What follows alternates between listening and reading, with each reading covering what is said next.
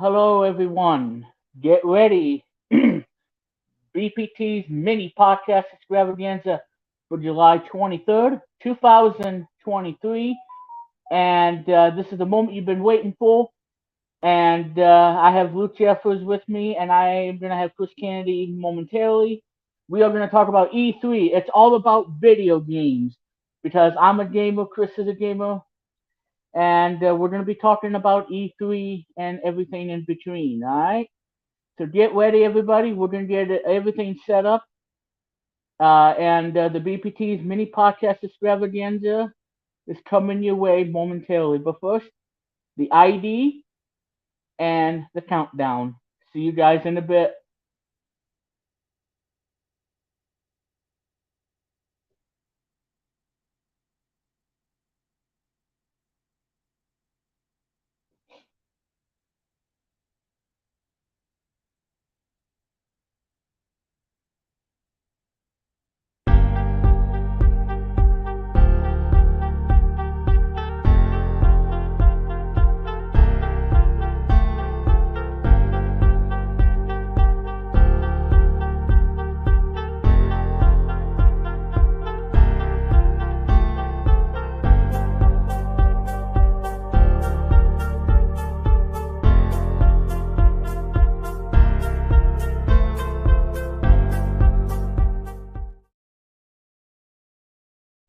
Alrighty, ladies and gentlemen, and we all live.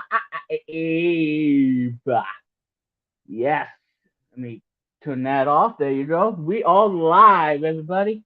And welcome, everyone, to BPT's mini podcast extravaganza for July 23rd, 2023. It is E3 theme here on BPT's mini podcast extravaganza. I am Remix Plum and founder of Remix Plum Studios. And yes, you see it correctly. I am now the CEO of Real One. And thank you, everybody, for your kind words. It means a lot to me and what it really means, to be the CEO and everything. So thank you guys so much. And yeah, so there you go on that. Anyway, ladies and gentlemen, I am not alone. I have a guest with me joining me. Chris Kennedy will be joining in momentarily, so we wait for him. And while we wait for Chris Kennedy, let's go ahead and introduce Luke Jeffers, the founder of LGBTCBN, and he has some stuff he wants to share with us for the stream. Oh, guys, before we get into our, let's just say, this whole E3 thing, I'm going to show you the history behind my experience with this whole E3 as you going to mention during the stream, okay? First of all, it all started way back in the 2010s, okay? Sorry about that. My lip is messing up being up with my food I ate for dinner tonight. Anyway, in the 2010s, okay? I was going to react to some E3 stuff on LGBTs. Apparently, I downloaded some E3 stuff that I do not want to miss ever. But it was apparently deleted on live stream stuff that I have downloaded on my Google Drive, which is a good thing. Then again, it was a long story, but the whole E3 thing came out. Year I was born, surprisingly, came out in 1995, and what I heard, PlayStation was the surprising good, dominated Sega Saturn, and 1990, let's just say 6, Nintendo 64, ladies and gentlemen. That was, I'm not sure what year that launched, but hoping Nintendo 64. There was a lot going on with the whole thing. And years went on, 2006, PS3. I don't know what's going on with the PS3. And we saw so many streams ago, like vlog number to be announced. Number, I don't know what it was. Me, Remix, and Mark Leo at the time did this whole thing, and we were just talking about the whole E3 thing on 2017. Well, before I went to this whole job meeting that time frame, and he and I did that. So, whole E3 demonstration thing on Vlog Weekly at that time frame. It was about and it was all there. And in 2019, well, let me just say this: it was the very last E3 before they got closed down with the COVID-19 years. Now, sad to say about E3, I'm forced to say this. Let me just look up right now. Most recent is June 12, 2021. 2021, excuse me, okay, anyway. And sad to say about E3, yeah, it was the impact of COVID-19 in future. So, look here, they canceled the 2023 one this year. So, and they decided to not do it in 2024 nor 2025. Not sure. They're going to ruin the anniversaries, celebrate furry. So, for you and Chris the Gamer at the time.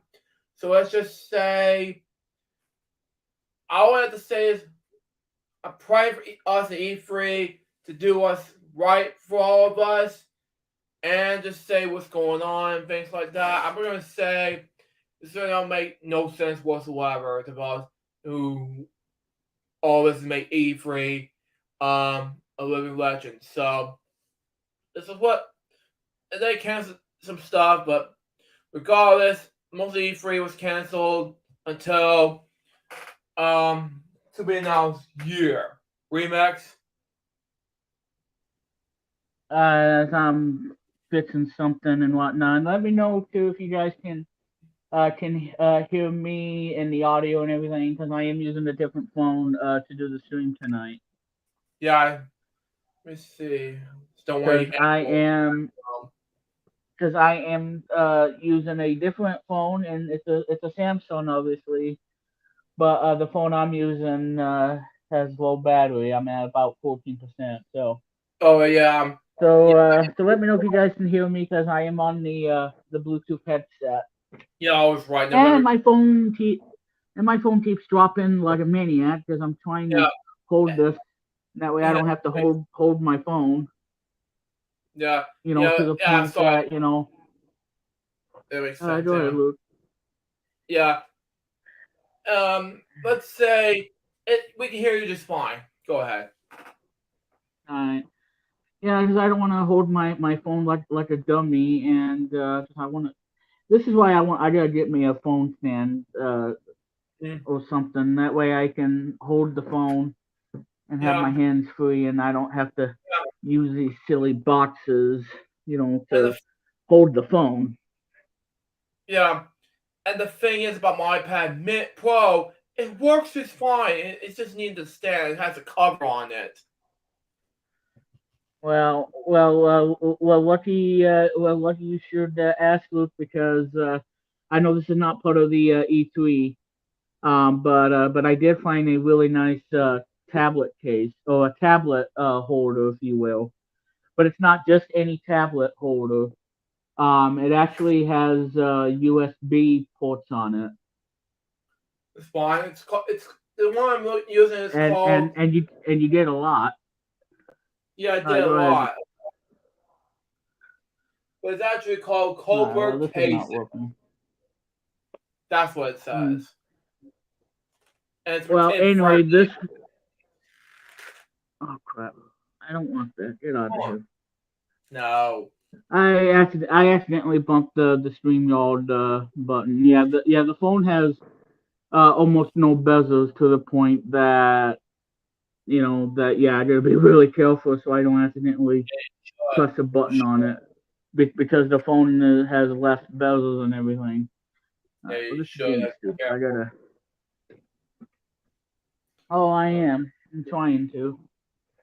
Yeah. All right, hang on, Chris. I'm gonna add you to the stream. Yeah. All right, ladies and gentlemen.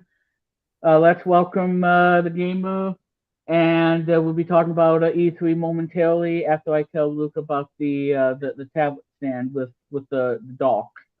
So anyway, ladies and gentlemen, here's Chris Kennedy. Hi, how are you, everybody? Good to see you. How you doing, Chris? Doing good. Remix, good to see you, Remix. Good to see you, Luke. Mm-hmm. And yeah, so telling Luke about the tablet stand that I found for him. If he really wants to get one, but Yeah, anyway, this tablet stand will hold any tablet, especially the iPad 12. But it also has some functionality like having USB ports on it, to plug in a mouse, keyboard, or even a keyboard trackpad combo. I see. And it has a memory card reader, so you can pop in a memory card, micro SD and SD cards, as well as an HDMI, so you can plug it in to your television. And it's a really nice little tablet stand. It's an 8-in-1.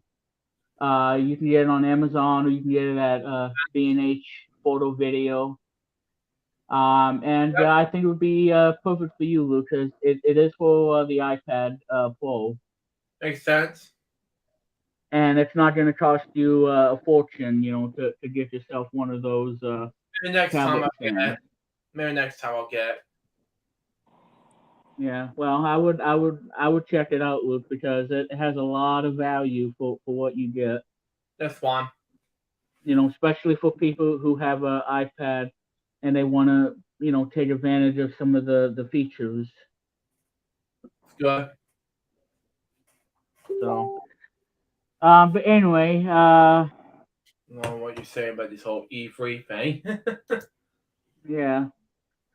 So anyway, there you guys go. And so welcome to the stream, like I said. And Luke, here's your info about the N64. Hang on. Give me a moment.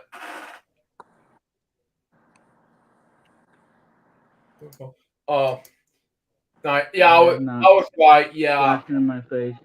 yeah, I was right all along. Yeah, Yep, 1996. yeah. I was gonna read in the chat before you got the info. That's alright. But yeah, so the N64 came out in 96. The other ones came out in 95. Yeah, I said 96 because in the stream, you know. Gotcha. So anyway, ladies and gentlemen, without further ado, and if my phone takes a tumble, you guys probably know why. It's not like I'm gonna be. It's not like I have a magic trick. To where the phone falls down and then bouncing around. Like a pogo stick and everything. So if that should ever happen, and I think it will happen, well, like I said, it's just the phone taking a tumble, on the bed Mhm. and all that happy stuff. Mhm. So I see. uh, it's very and logical, as Mr. Spock would say. But anyway, Mhm. So all makes sense. uh, Mhm. that's a good question. That's a good question. Yeah. What do you That think? is a good question. Good question. Domri. Yeah. Well, we're here to talk about E3, so we're Yeah, gonna we go are. ahead Yeah. and get started talking about E3. Makes a whole lot of sense now. And like I said, I do have it for the subscribers only mode. Yeah, Uh, subscribers only, Mo so it's only. only for people. Yeah, so it's only for people who subscribe to the channel. Try to keep the trolls out of the chat room and everything.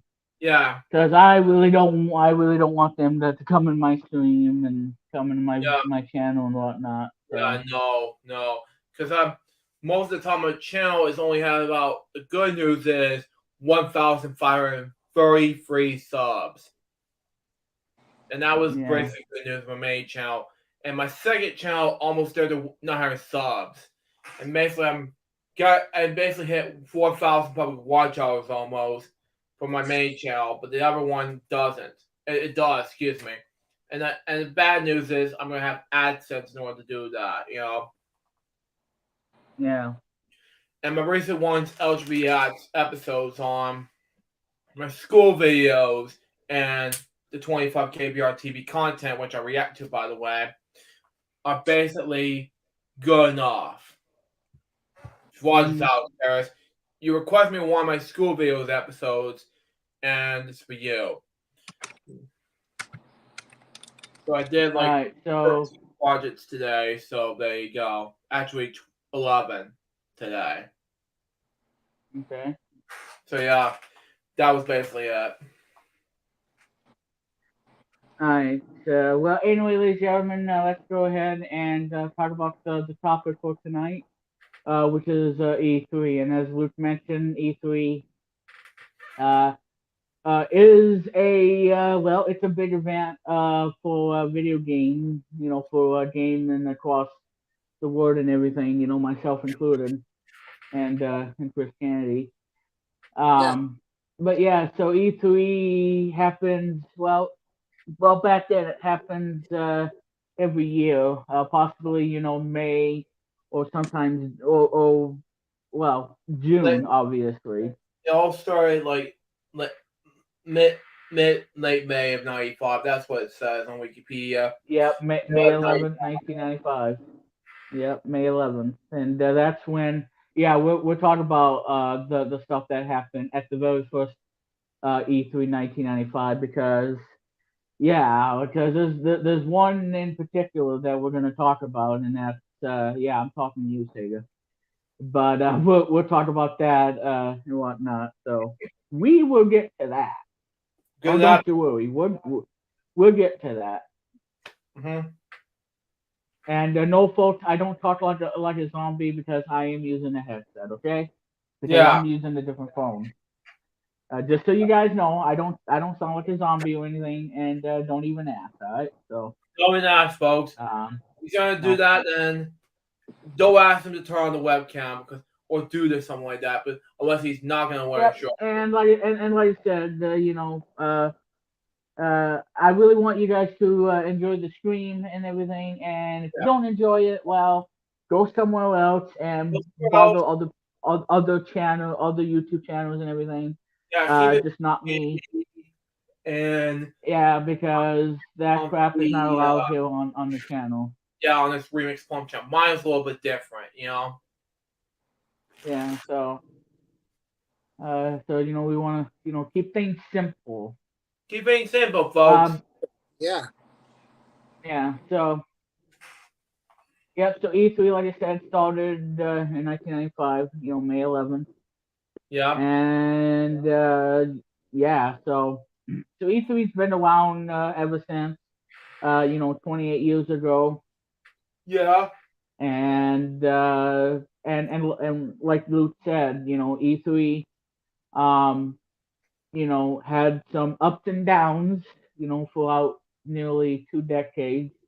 Yeah. And of course, in 2020 there was no E3 No. because of the pandemic.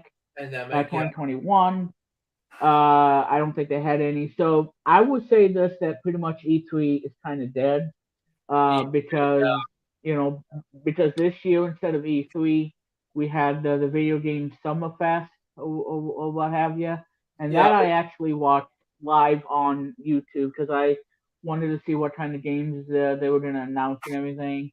There was a full of surprises in this stream, and Yeah. one of them that I was totally shocked. And I'm like, oh, I gotta get this game on the Xbox, and we'll get into that as well. So, because I have a Xbox Series S, and it's also going to be on the Nintendo Switch, and I want to try to get both of them because I No, really you want are. to. And the graphics look awesome on the Xbox, Looks amazing.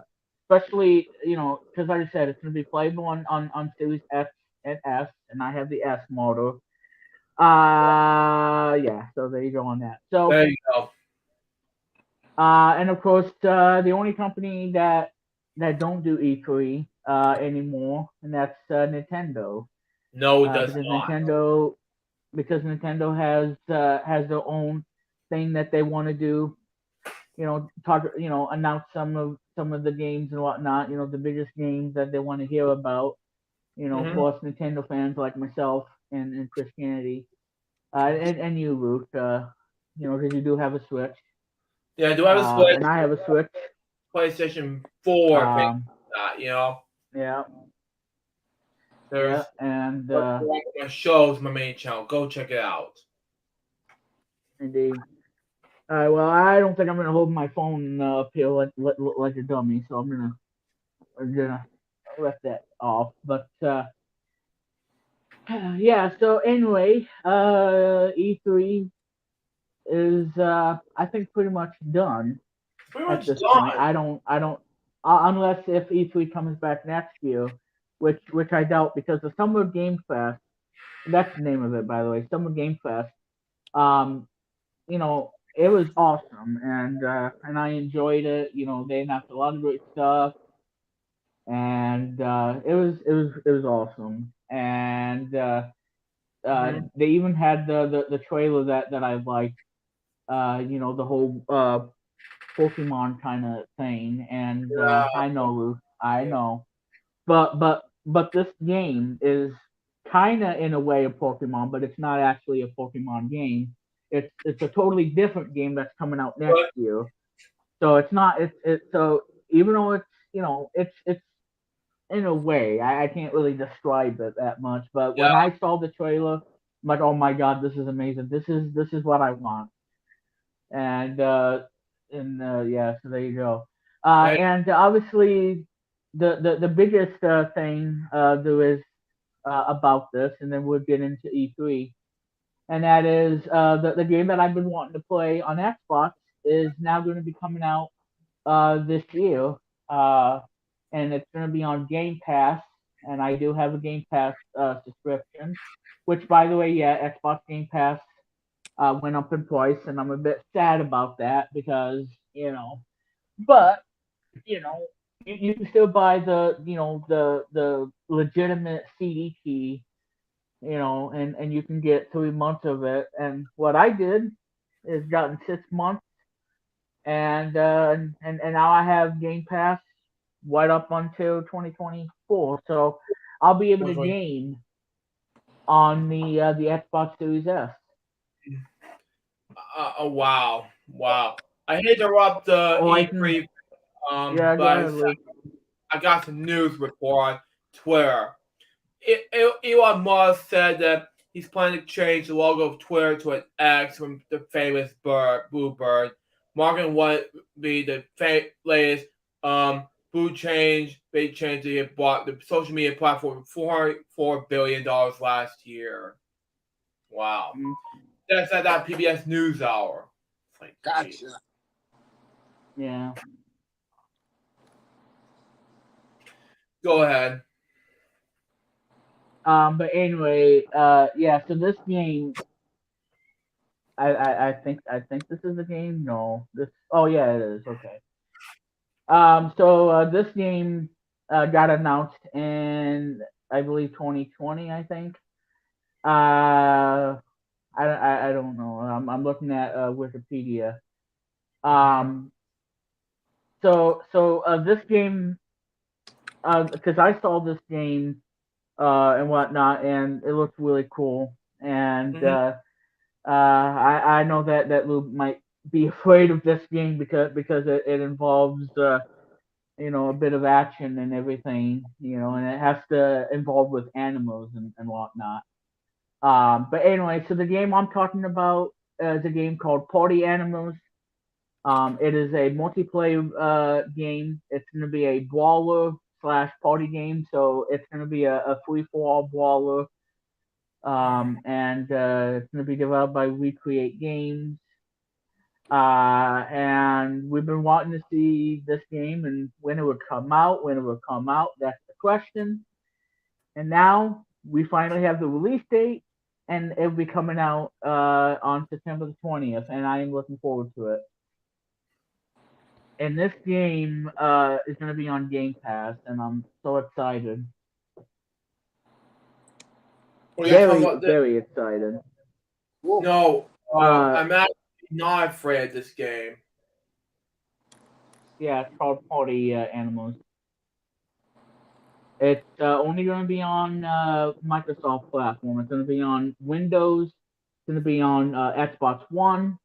and it's also going to be on the Xbox Series X and S, which I have the S model. It's also be on Uh, Steam, which is probably a good thing for well, music. yeah, Steam, which is basically the PC version, not the Mac version. Oh, But who knows? excuse me. Maybe you can play it on Steam Deck. Who knows? That'd be a good idea. But anyway, the game's gonna have 12 characters and whatnot. Uh, Many animal names such as Bobby for a gorilla and Bacon for a pig incorporate contrast and dark humor into the game. Ooh, I don't know about this. Okay, well, the list of characters. Well, hopefully these will be words I can say. Yes, I can. Okay, so Underbite is going to be dinosaur. He's going to be a dinosaur. Nemo, not the little fish, But not unfortunately. the one finding. Uh, no, it's not that. It's Corgi. Uh, Tiagra is going to be the tiger. Uh, the one with the M is a cat. Otter is going to be an otter. Morse is going to be a moose. Harry's going to be quack quack Dutch because he watered away. Um, Coco is going to be a crocodile. Probably because he had too many chocolate tacos. I don't know what's up with him. Um, God. Carrot and who and eat carrots. That's gonna be Bunny. And he won't be saying the famous line and whatnot because there's no Bunny's not in this game. But it's a totally different kind. But anyway, yeah. So Carrot is obviously a bunny, and Luke, you're gonna love this. I just mentioned this. Bacon's gonna be in the game, and that animal is a pig. So yes, the pig is gonna be in this game, and you're gonna be yeah, Wow. and you're gonna be fighting a pig and whatnot. So this game may not be for you, Luke, if you're very sensitive to that. Wow. Because yeah, the pig's gonna be in the game. Gonna Wow. be a brawler like Super Smash Brothers kind of style. Bam, bam, bam, punch, punch, and all that other stuff. That'll be not Um, that good. But okay. yeah, I know. So it might be for people who are sensitive to that and who love pigs and whatnot. Yeah, it may not be for you, but there you go. There you go. There you go. Anyway, Balby. I don't know why it's named Balby. I mean, it's not like a Barbie doll. Um. By the Anyway, way, Balby is gonna be a gorilla. Bobby the Gorilla? Oh, by the way, Yep. In the game. my mom, um, she's gonna watch this. She is a lover of Barbie, especially is Yeah. her school. She loves Barbies. She's watching this now. Well, She and I will go see it in theaters. I was gonna mention that. Well, if she likes Balby so much, she needs to check out the movie that's doing really well at the box office, and it's at Yeah, 90% on Rotten Tomatoes, and everybody is praising the heck out of this film. I'll see it in theaters. That's going to mention that. I'll see it in theaters whenever I can. If you watch this, Mom, it's for you. She's Because I doing it know that I wouldn't, in the 60s. yeah, yeah, because I wouldn't expect anybody, like somebody to wear a pink gown, just to watch the movie because the whole thing is pink, everything's pink, and yada yada yada, and yeah, and I don't think boys are gonna dress up, wearing a pink. Well, I will say that they okay. Well, anyway, let's move on because we're not gonna talk about Barbie, but yeah, Barbie is doing so well, and it's at 90%, and yeah, so Barbie's doing well, and for all you Barbie fans out there, and no, the song by Aqua is not even in the movie. Oh, thank God, No, not the Aqua one. No. Screw Aqua no. song. Well, well, I know some people don't really care for the song. I don't mind it, and that was the big hit in '97 and everything. Um, even though it's not in the album but it is on the official Bobby Spotify playlist. Um, so for people who have Spotify like me, there you go. I on But the. anyway, So wait, Jesus, yeah. yeah. So and the last one is Valentine or whatever, or Valente, whatever. That's going to be a bowl. So those are the characters that are going to be in this game. Yeah. So Carrot is a bunny who eats a lot of carrots, and then all of a sudden he has to put away the carrots, and he's going to be balling against one of these 12 characters. And then you got Bacon, who's a pig, and he's going to go oink oink and hopefully become the Oh, victory in the game. And if Luke sees it, he's gonna be jumping for joy. He's gonna run out to the store and buy some fresh bacon at Wait a a minute. supermarket, and he's gonna jump for joy that he's gonna win this match. Oh God, you're killing Well, me. hey Luke. Well, hey Luke. When the game comes out and I play it on Xbox, I will play it just for you, and hopefully I don't get my butt kicked by these other animals, and see what happens. Oh God. Oh God, this animal is also a part of it. I'm like, Jesus, you're killing me. Oh, I know. This whole bacon thing. Uh, but he's I know. adorable. But all of a sudden you gotta Yeah. make him kill this guy? Well, he's in the game. I don't know. But yeah. So I know, Luke. I know. But yeah. So the game was first teased in 2019. Okay, so it was 2019, 2019. and the game is still in development and blah blah blah. And now the game will be coming out on September 20th, 2023. And the game has received positive reviews.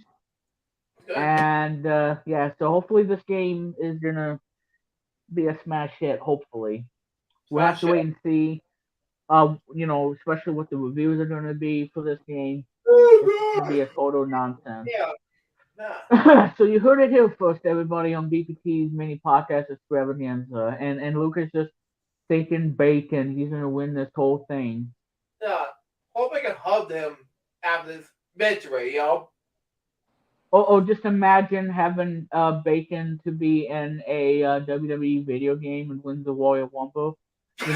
Wearing a paint shirt and a pants and whatnot, and and, Oh and, and wins God. the whole thing, Oh and God. and Kill and, me. and have his face color from to all pink. Oh, you're Yeah, killing me. You're killing I I know. me. I, Oh, I I can't help it. oh man. Is Megan a boy or a girl? Speaking of which.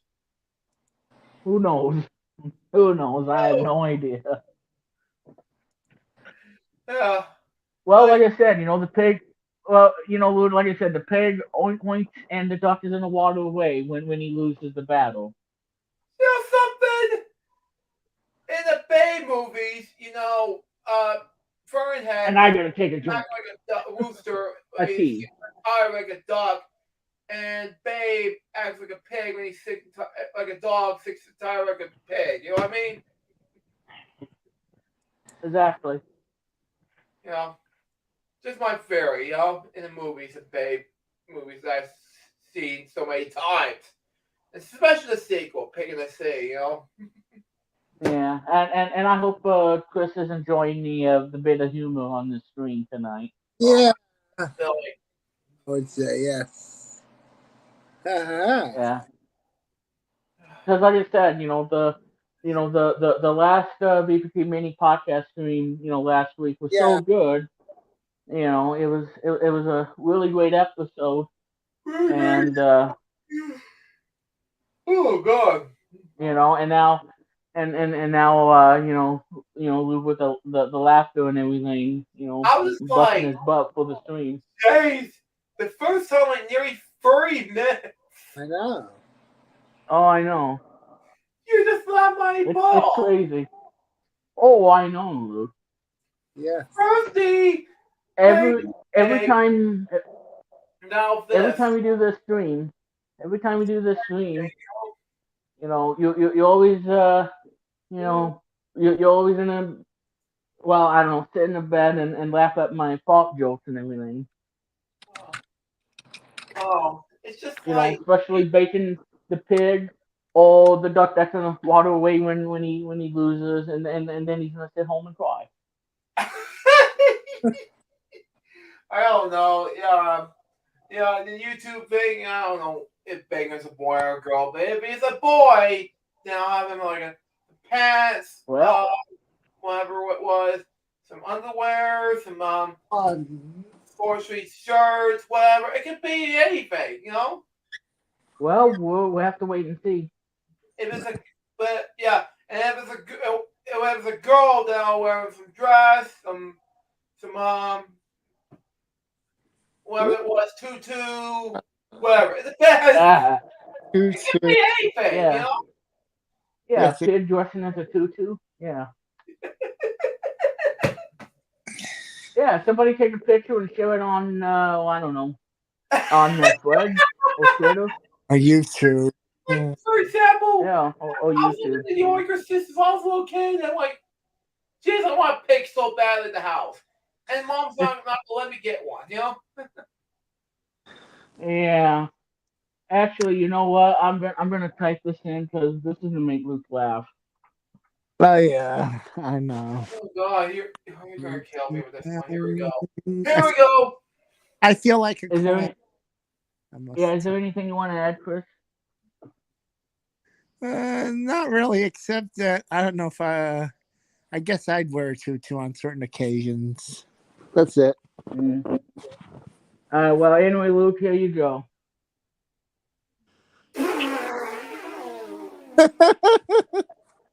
Love it. Oh God. Pig.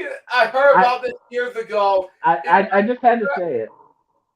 If you remember years ago in my main channel, not in my main channel, in my lost audio cassette tape films, my brother is the one who said, "Your boy smells worse in my mouth." Mm. Really? I was I was like 11 years old, and I'm like thinking, "Oh my God, you have to," and you make a super pig. I'm like doing this more with him, like, "Find the hole!" And he's like, "Wait, oh God!" I was just shaking my whole butt, like thinking, it was they're all both running around like, and the baby is there like. My Uncle Kevin and my Mm. mom was making reacting to this whole thing. The whole joke I made up the story lost August 17th. I was only 11, but that's just me. Mhm. If you ever look it up, check it. It would be best I can upload this to my main channel pretty soon, but I kind of find it everywhere, but on my lost August tape films, unfortunately. But I'll look it up on what the best audio cassette tapes that converters I can put on my Mac to be put on my main channel, but not this whole thing. We'll just see what happens. Yeah. Yeah. All right. So after I show you this, Luke, then we're gonna go ahead and go talk about E395, where it all began. Yeah, we'll do that, and then we'll talk about E395. We'll see what happens. Well, here you go, Luke. I said, wow, you're killing me, Yeah. buddy. Yeah. Hashtag bacon wins. Just for Luke Jeffers, everybody. There you go. Just for me, ladies and gentlemen, boys and girls, and children of all ages. Yeah, because when I get a SSD for the Xbox, I'll be able to capture it directly from the console, have it saved to the SSD, and then from that point on, it'll get uploaded straight to YouTube as long as it doesn't have any music that's copyright and whatnot, and I'll just upload it and that way Luke can see Bacon taking home the bacon. God, I know. It's a funny joke. I joke, yeah. Yeah. It looks like ha ha ha. Funny joke there, Remus. Yeah. Okay. Same here. Because he's in a oink oink away into the segment.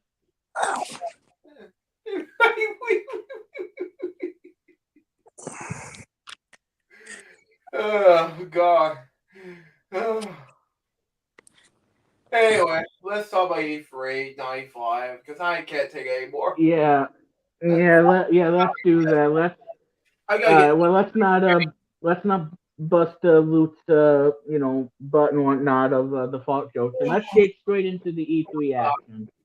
So E3 1995 was the first electronic entertainment expo that was held at the Los Angeles Convention Center from May 11th to the 13th of 1995, with 50,000 total attendees. Highlights of the 1995 show includes Sony's announcement of the PlayStation's release date and the pricing, which is so iconic at the E3.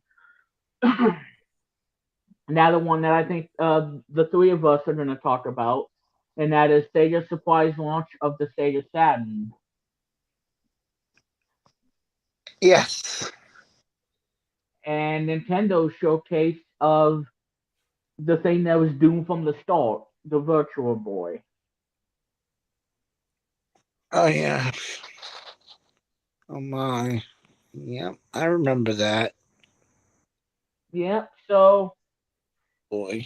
so let's see what really happened and whatnot. Let me go ahead and okay, see what happens here. Yes. Okay, I'm back. Right. Just came back from get some popcorn and just I gotta rinse my mouth out. Just a reminder, okay? Yeah. So grab your popcorn and we'll go ahead and This is called popcorn, by see the way, from Jill's what Pop. happened. Oh, okay. That looks good. So among elements of the first E3 that will continue into future events were large press conferences by the major companies, Sony, Sega, and Nintendo, showcasing their up and coming hardware and software. Notably at point, both Sega and Sony were ready to introduce new hardware for Western releases, the Sega Saturn and the PlayStation. So Sega's conference was first, and the former CEO of Sega of America, Tom Kalinske, who you may remember back in the Mattel days, and he's well known, for Sega back in the good old days. Uh, so that he announced that the Saturn will be immediately be available in stores. They were notified soon after the supplies were more limited than thought. So the Sega Saturn was a failure. Moving on. Wow. Move on. So Sony was next. After covering many of the games for the PlayStation, Steve Royce, for bringing PlayStation to the United States, came on stage and just said one word. And this is the one word that Steve Royce said during PlayStation E3 press conference, and that's the price right there. Wow.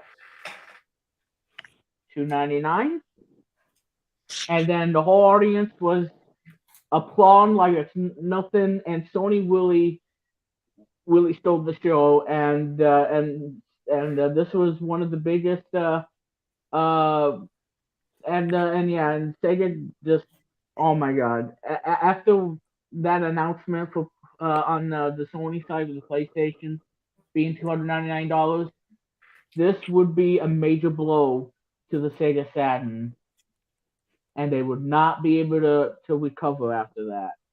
It was a major blow to Sega and one of the worst beatdown ever.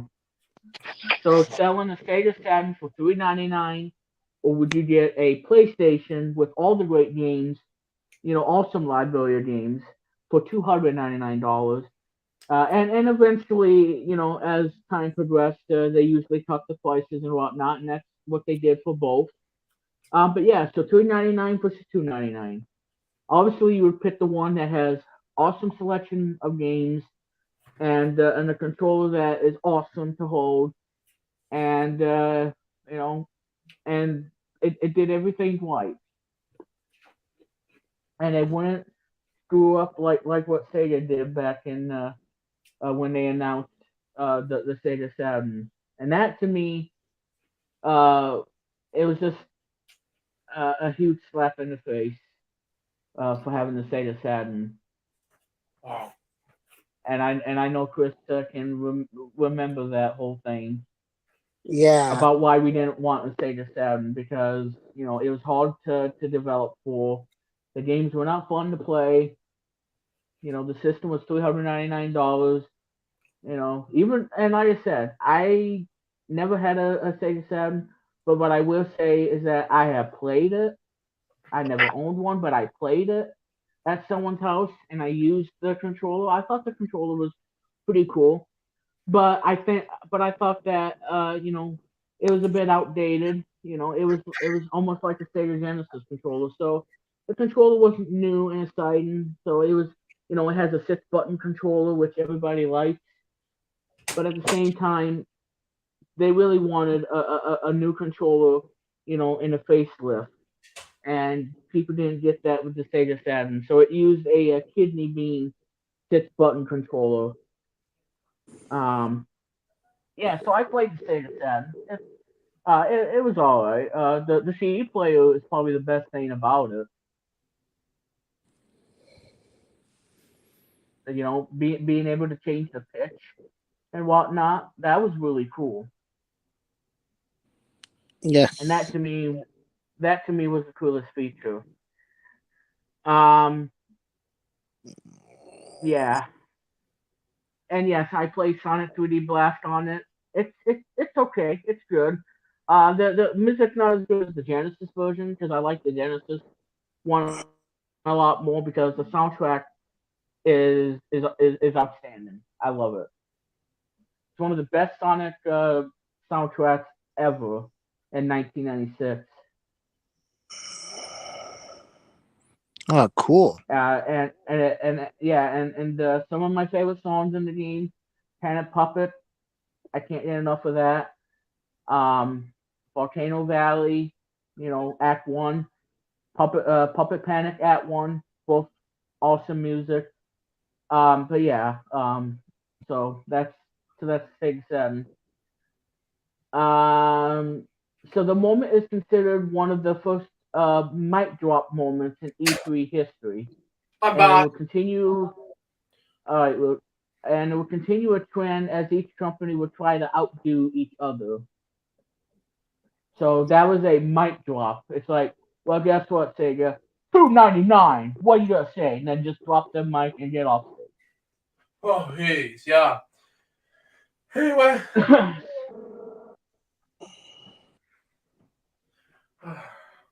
Anyways.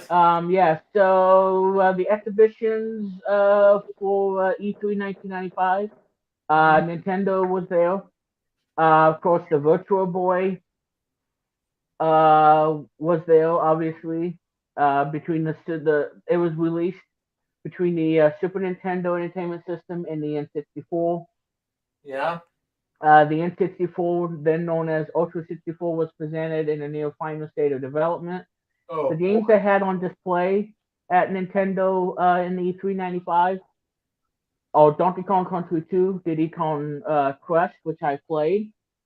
Uh, the difficulty is insane, especially that one level. yeah, one level. Oh Yeah. my god, that level is a nightmare. Nightmare. Maybe Yeah. and maybe that's why I don't care for the sequel as much as I do with the first one. Same with Donkey Kong Land. I like the first ones because yeah, obviously the sequels are going to be way better, but at the same time the difficulty really goes through the roof. We're talking Battletoads kind of. Well, Battle. maybe not as much as Battletoads, but it's up there, especially that one level. And I know Chris can agree on this, and that's the whole spike thing. And you're the anima buddies, and you gotta make sure you don't hit a single spike. And if you do, yeah, that level is so painful. It was, And I would probably not be able to do it. yeah. If you look at this whole, That well, level is a good pain. luck, and he saw this whole do. Well, it was I mean, Yeah, it was this very second good luck thing. Well, good luck. I Do. know. And yeah, it's oh my god, if you thought the Turbo Toner was bad, try playing that one level in DKC 2. Then we're gonna talk to Yeah. So anyway, another Turbo Tower video. But anyway, that remix did. so another game they talked about that was at Nintendo, and I know that Chris has heard of this game on the Super Nintendo. It's called Earthbound, Mm-hmm. Yes. and Earthbound is one of those games by a company called Ape or something, and it went through a development crisis with that game, and even the late Mr. Iwata had to even help make fix the game and debug the game and fix it so it could get released on the Super Nintendo because it was one of the toughest games ever developed. Was that game? And that's why we don't see Earthbound as much because it's just a painfully difficult development on making a mother game here in America. It says here, it came out in Super Nintendo Entertainment System. Yeah, it was produced by Ape Incorporated and Owl Laboratory. That's what it says. Yeah, yeah. Okay, so it's Ape Inc. and HAL Laboratory, which they're still on, by the way. HAL Laboratory, the creators of one of my favorite games, Kirby. Yay, I love it. And I'm still waiting on Kirby's. I'm still waiting for that Kirby game, that Epic Yarn, to be on the Switch. I want it. I want it. I want it. But anyway, moving on. Yeah. Yeah, and it came out on June 5th, 1995, in America. And the music is composed by Hip Tanaka. Yes. He's one of my favorites, and he's the guy that did music for the earlier games, the Black Box games and whatnot, as well as Metroid, Kid Icarus. What else? I think Gumshoe from 1986. And of course, one of my favorites music that he's done is the Tetris game on both NES and Game Boy, and Dr. Mario. And that's the game that got me into humming and listening in to 8-bit music. Humming away, and I won't do it on the stream because of copyright reasons, but I did that back in the day, and that's why I am a chip tune lover and listen to 8-bit video game music, 16-bit, and all that other stuff. That's where I became a fan of humming along. I think Gumshoe was a NES and arcade game, not a E3 95 thing, Well, no. Well, yeah, I know, but I'm talking about the composer for the game. Oh yeah. Because Gumshoe came out in '86. Okay. And I see. Yeah, I see. Right. Okay. Yeah, and I'm talking about Tetris, Hip Tanaka. Muggers, Mario. Yep. Yeah. Yep. Toy, Kid, Icarus, like that. Kid Icarus. Yep. Yep. Metroid, Gumshoe, like I said. And the other games he composed. Yeah, he's an icon, and he don't work for Nintendo, but he does work at Creatures, and yeah, he's an awesome video game composer. He also produced one of the whole man movies, like video games called Detective Pikachu. Like, we'll be doing that, but anyway.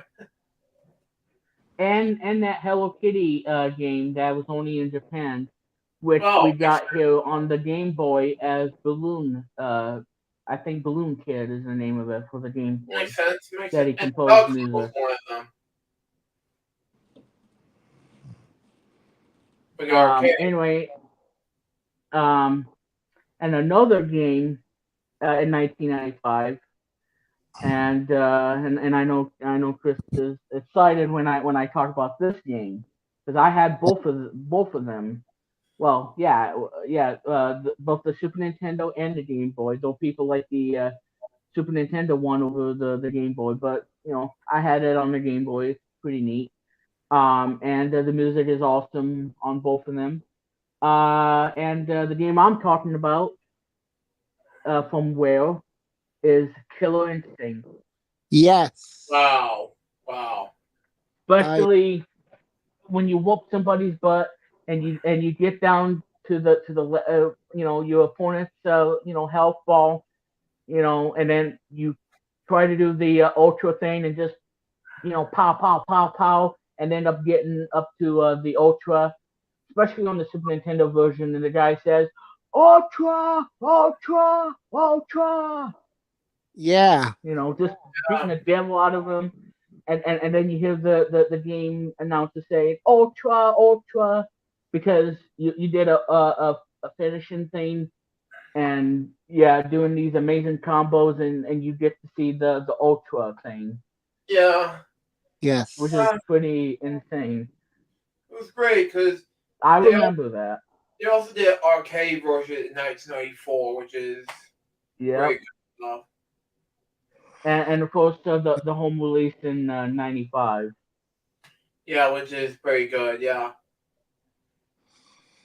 Yep, and the one thing I had problem on the Game Boy, but I think it's a button combination you gotta do when you see the word danger and whatnot. The word danger, you have to do this danger move, and if you don't do it in time, then the character just falls flat, and you end up winning the match and whatnot, and you move on to the next, into the ladder where you fight off, the certain enemies until you get to the big one, which is Idol, and he can pretty much destroy you if you're not careful.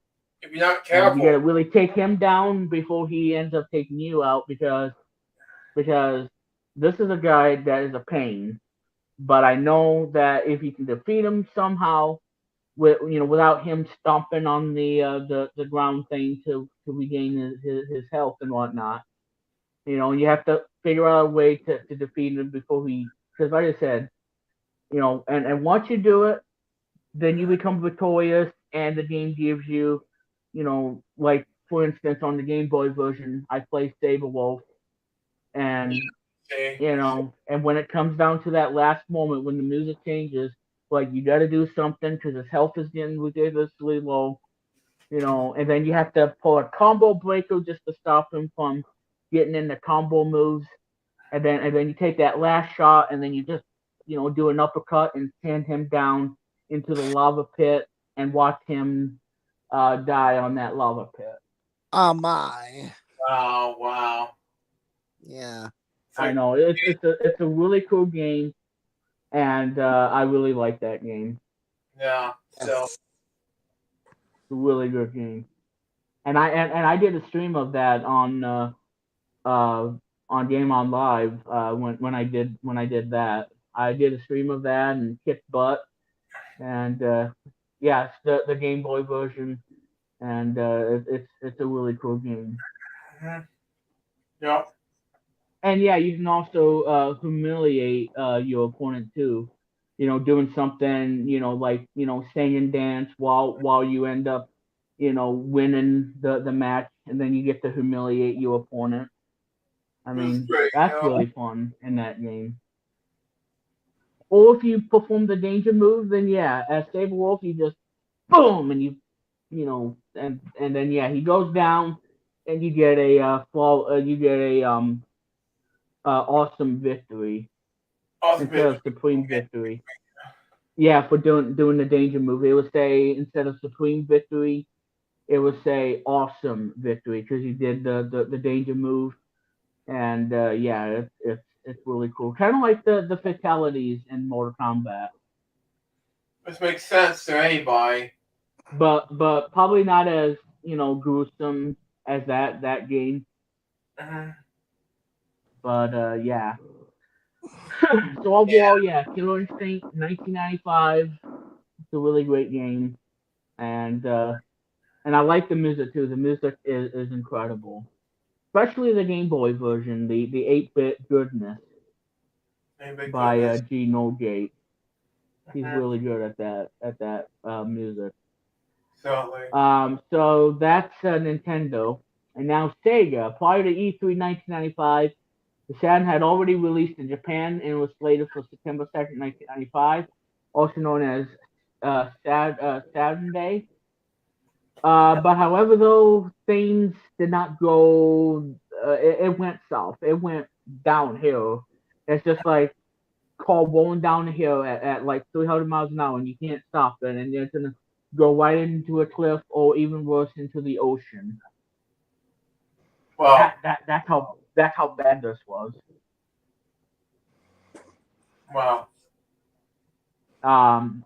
Anyway, on the first day of E3 1995, Tom Kalinske, the CEO of Sega, gave a keynote presentation which he revealed the Saturn's release price of 399 US dollars, which I mentioned, and described the features of the console. And he also revealed that due to high consumer demand, they already shipped 30,000 Saturns to Toys R Us, Babbage's, EB, and Software, etc. Mhm. Now, you want to know who didn't get the Sega Saturn at stores? Who? The big ones: Target, Walmart, and Best Buy. They Yeah. got shut out completely of Um. of the Wow. Sega Saturn. Oh wow. Well, Com- it was. It yeah, was like wow. and Yeah. they were so furious. They were so upset. They were livid to the point that, well, guess what? You guys just lost the customer, and we don't want to, and yeah, we don't want to sell you stuff anymore because of the thing that Sega did with the Saturn. Like, okay, well, guess what? You're gonna leave us out. Well, guess what? We're not gonna do anything. So yeah, so bye bye. Shoot like a butterfly, go away, and we don't want to do business with you. You're like a butterfly. Yeah, exactly. Exactly. Yeah. Again, the big three: Target, Walmart, and Best Buy. Mhm. And how do I know this? Because I watched, did some research on this whole thing, Yeah. Wow. and yeah. So like I said, so Toys R Us got it, EB, Yeah. Babbage's, and Well, Software, etc. But not Target or Walmart or Best Buy. I'm like, what is wrong with you people? All these Like, people. come Yeah. on. exactly. And like I said, this was back in 1995, Uh huh. and Luke's gonna be wondering, what did Sega do? It's like, they crushed my dreams. I wanted this at Walmart, and and No. nope, Second like nope, Saturday you ain't get wanted to do you ain't that. getting I it. was born mid-90s. And I didn't want to get Sega Saturn. No. I think Owen Well, yeah, and Frank can get that. It's not me. No. Yeah. yeah, it was probably the worst thing that has ever happened in video game history Yeah, when you when you Hey. talk about that. said my friend who likes the Sega Saturn better than I do. It's for you. Yeah. Well, I. like I said, Sega Saturn didn't have as much great library of games as PlayStation did. Yeah, Yeah. exactly. Yeah. Otherwise, we want to talk about the classics that we grew up with, like Ridge Racer, you know, or Twisted Metal, or Yeah. Crash Bandicoot. So if it wasn't Something. for that, yeah, I mean, there you Yeah, go. yeah, there you go. Especially And we don't want to talk about this Virtual Boy in '95. Yeah, the Virtual Boy is like a virtual world of headaches if you play it for too long. Yeah. Yeah, Mm. and that was Yokoi's failure. Well, after Wob the Warbot, which he wasn't really a great accessory because he was too loud, painfully slow, and he was only compatible with two games. And like, well, guess what? We're not gonna make any more games because Rob's too slow and he's not that fun. So if you want to play Giant Might, well, just have a second player do it, Yeah, and not watch this dancing Warbot like, what am I doing? Do I press A or B? What do I do? And then you're sitting there as the time runs out, and you're waiting for the stupid Warbot, I know. and like all of a sudden, like, all right, well, come on, I'm on a timer. Can you do something about it? Because this enemy's gonna come after me, and if you don't kill it, I'm gonna. Oh yeah, it'd be a total rage of frustration. Plus, Yeah. it took too many batteries. Too many stuff. Yeah, It's I think it used AA batteries Yeah. for the Wob, and probably a D size battery for the Gyromite or the C Uh-huh. battery. something. That I do know. Yeah, Yes. Luke. This whole Rob the World, but it was a complete mess. Like these two video games, John Ryan and Backup, which I saw on AVGN episode 100 episode, Yep. and let me tell you, it was a Yeah, complete which is one of the best episodes. on this whole, and they beat Rob the Robot. Hmm Yeah, and the main reason why WoW was used is to get the NES in stores and and and why we still talk about it and yeah and yes guys if you guys are wondering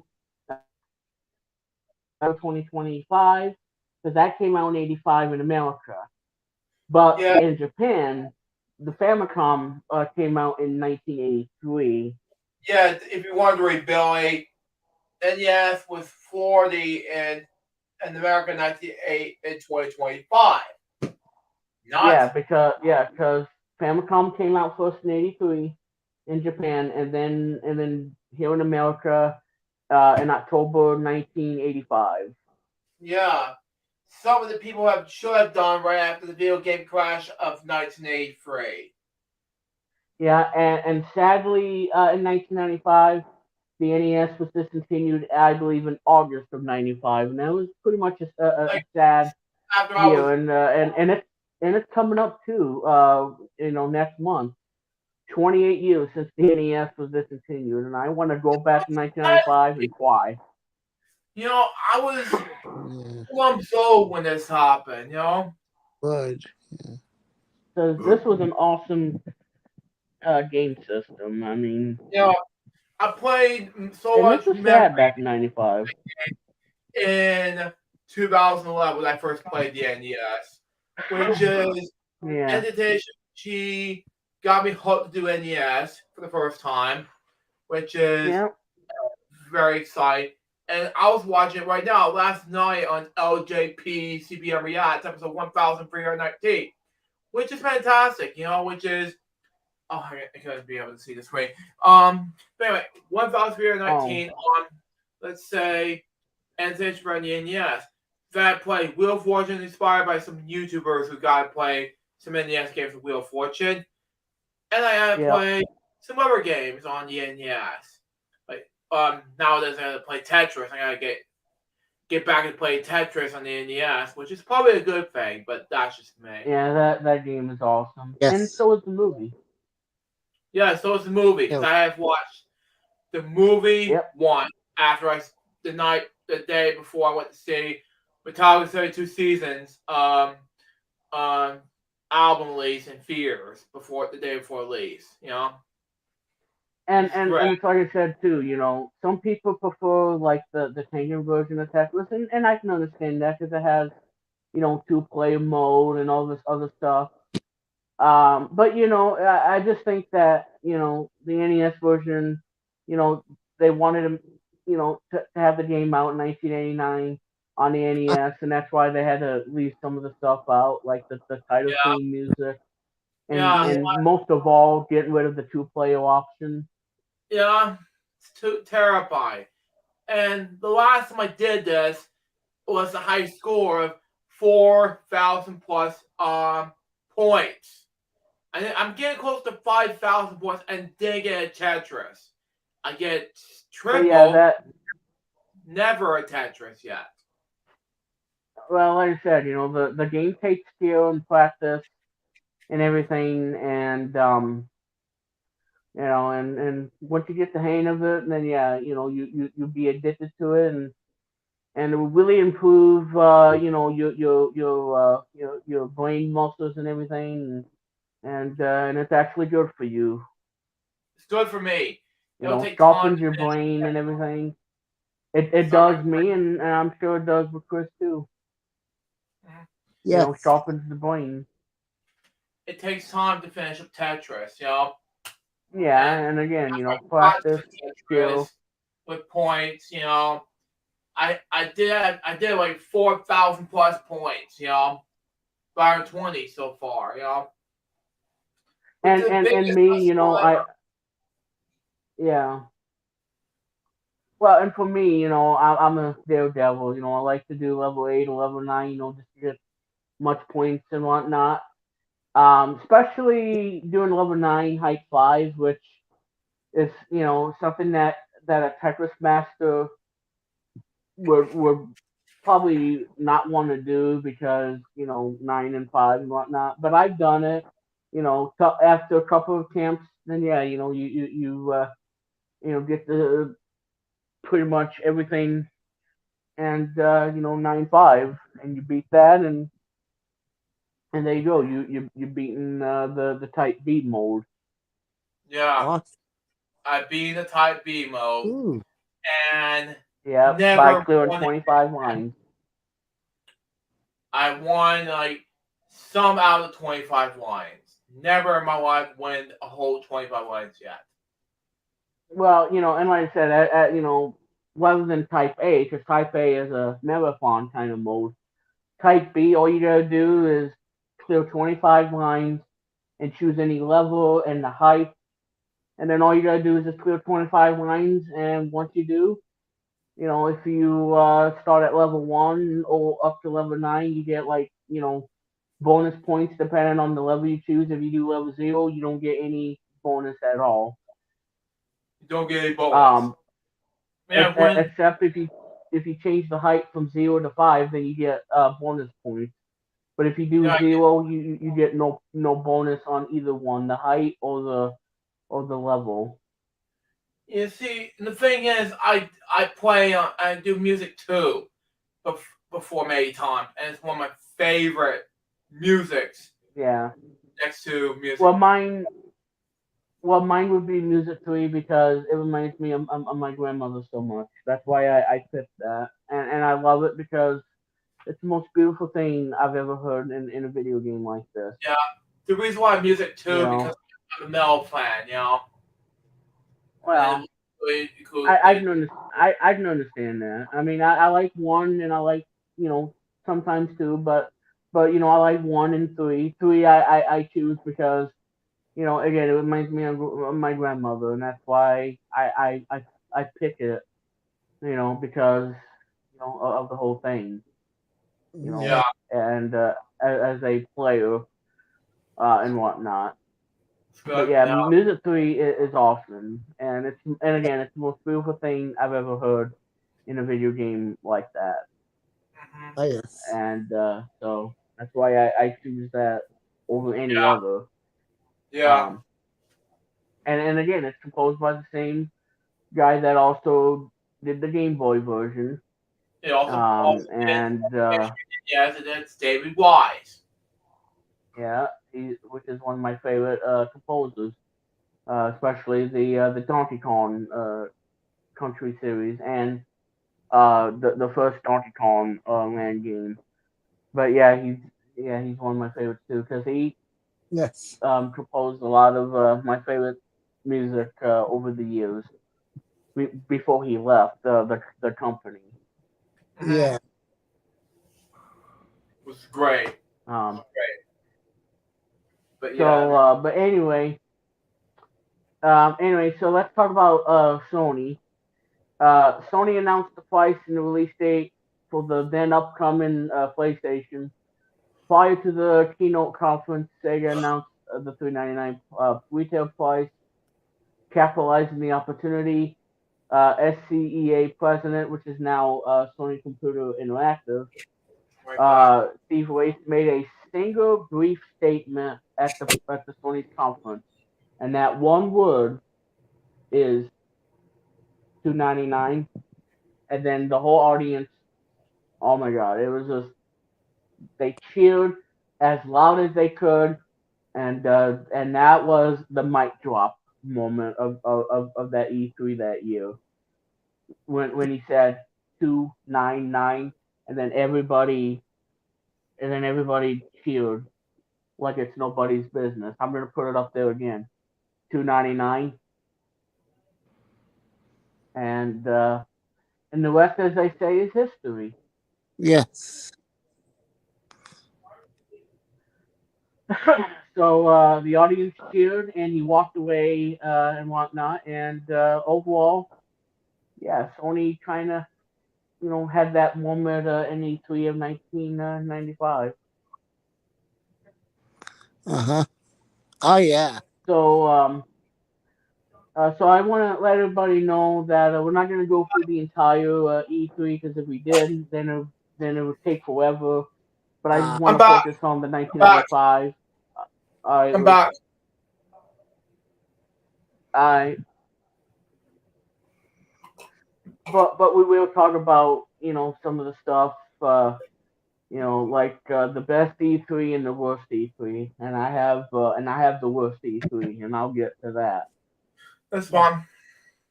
And I know that Chris has his best or worst, and again I have mine too, and I'll be talking about it afterwards. Yeah, that's good. Excuse me. So the companies that were in E3 1995, some of them are still around, some of them are no longer there. Okay. So the companies that were at E3 in '95 were the 3DO company, which is no longer in business, uh, and the one company and whatnot. This next one, Acclaim Entertainment, was at yes. E3 '95, and of course Wow. they are no longer in business Um. since 2004 when Mhm. Wow. they filed for bankruptcy. Damn. Excuse my language. And Anyway. yeah, that's fine. I'll let it slide, Luke. Um, anyway, Activision, uh, Atari Corporation, which they're kind of still around, but at the same time, yeah, we don't hear from Yeah. them. Yeah. Yeah. Capcom, Yeah. Crystal Dynamics, EA, Electronic Arts, LucasArts, Microsoft, Namco, obviously Namco, who's a big player Mhm. back in the PlayStation days, because Namco had great library of games for the PlayStation, like Ridge Racer,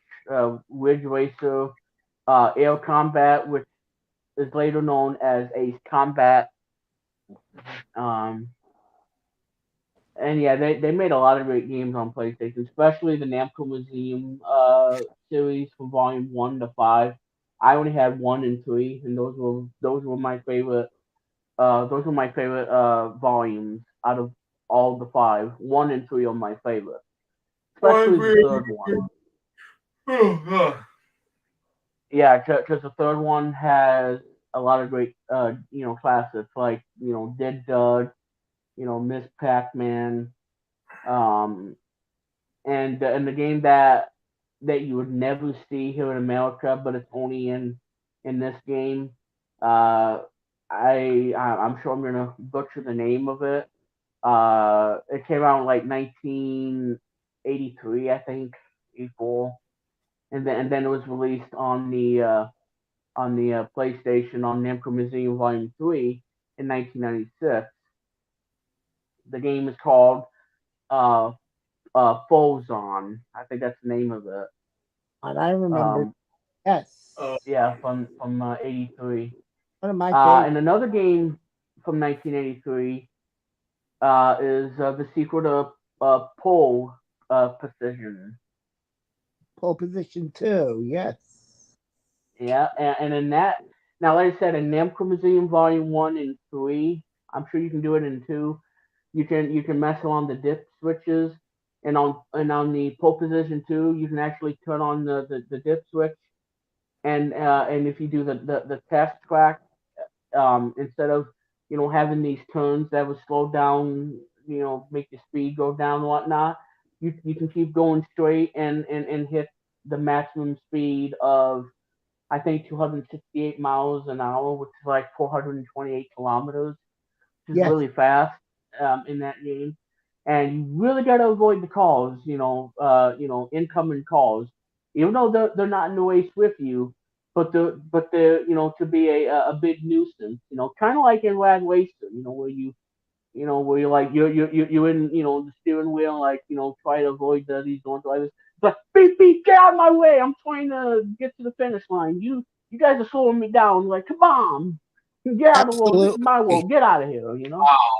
But Oh Wow. yeah, yeah, Rad Racer. I still like that game. But like I said, those AI players, they can really mess you up and can eat a lot of time. Going too fast, on the horizon, and if you go way too fast, you're either gonna go off course and hit a tree or hit a sign, or for worse, you're gonna end up getting hit by the other cars that are not in the race, but they're gonna be there to slow you down. They can take you out as well, and that's the same in this game, pole position too. And if you go way too fast, then you have to slow down and try to get past one. And the worst thing of all is one of them can actually move to a different road in the track. And if that happens, you're gonna slam head on into that call, and both you and the computer AI will it burst into flames and have the tires go flying sky high and then crashing down into the road. yes.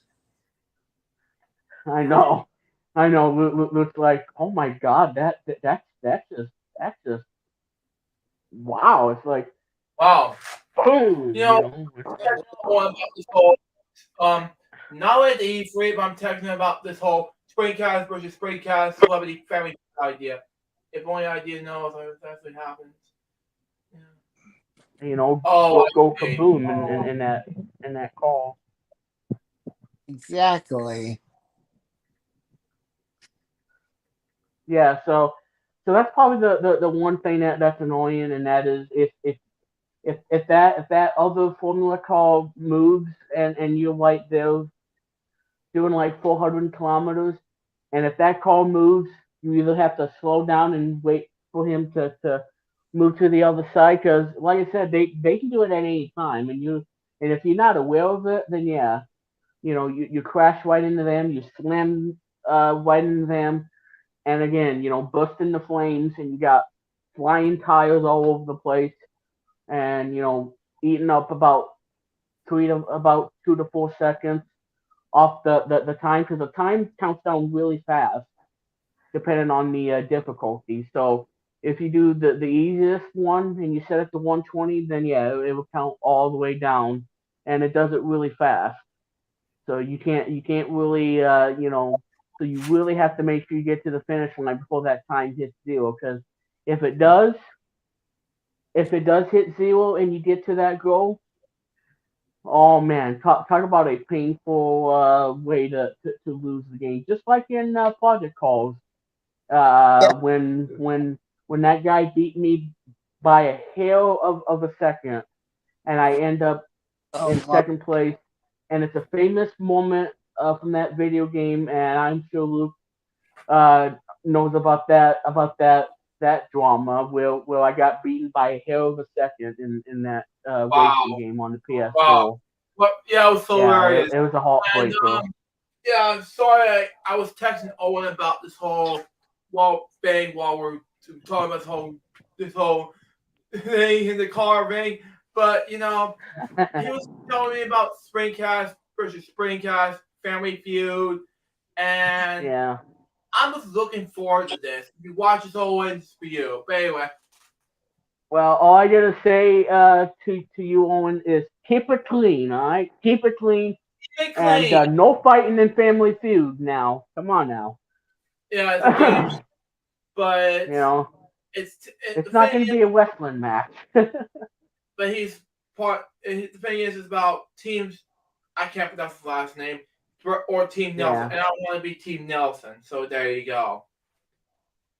Well, keep it clean, and whoever wins, you know, like I said, just be a good sport, and if you win, that's great. If not, then just enjoy yourself. And because I ain't gonna be the referee for this, so you guys are on your own. I mean, it's like okay, break it. But anyway, well, Team Chad has Chad, Xavier, Andy Ho, Rianne, and Mario. So we absolutely forgot there's six. That's by Owen Nelson. That makes more sense. Okay. yeah. So, but yeah, it's really devastating in that racing game. So again, if that call, you know, moves to the other, and like I said, it can be one or two. And if that happens, just slow down and try to get past them if you can. And because like I said, if you thought that was frustrating in Rad Racer, then yeah, try doing that in this arcade racer because again, you'd be moving Makes sense.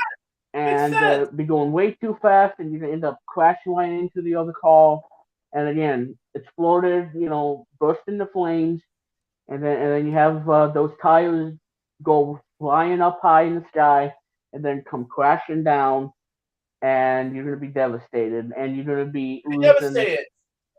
precious seconds, because every second counts when between you and getting into that goal and finishing the laps, because they're all laps in the game, yeah. and you have to, like I said, you can't mess around, especially when you're on a timer that counts down really fast.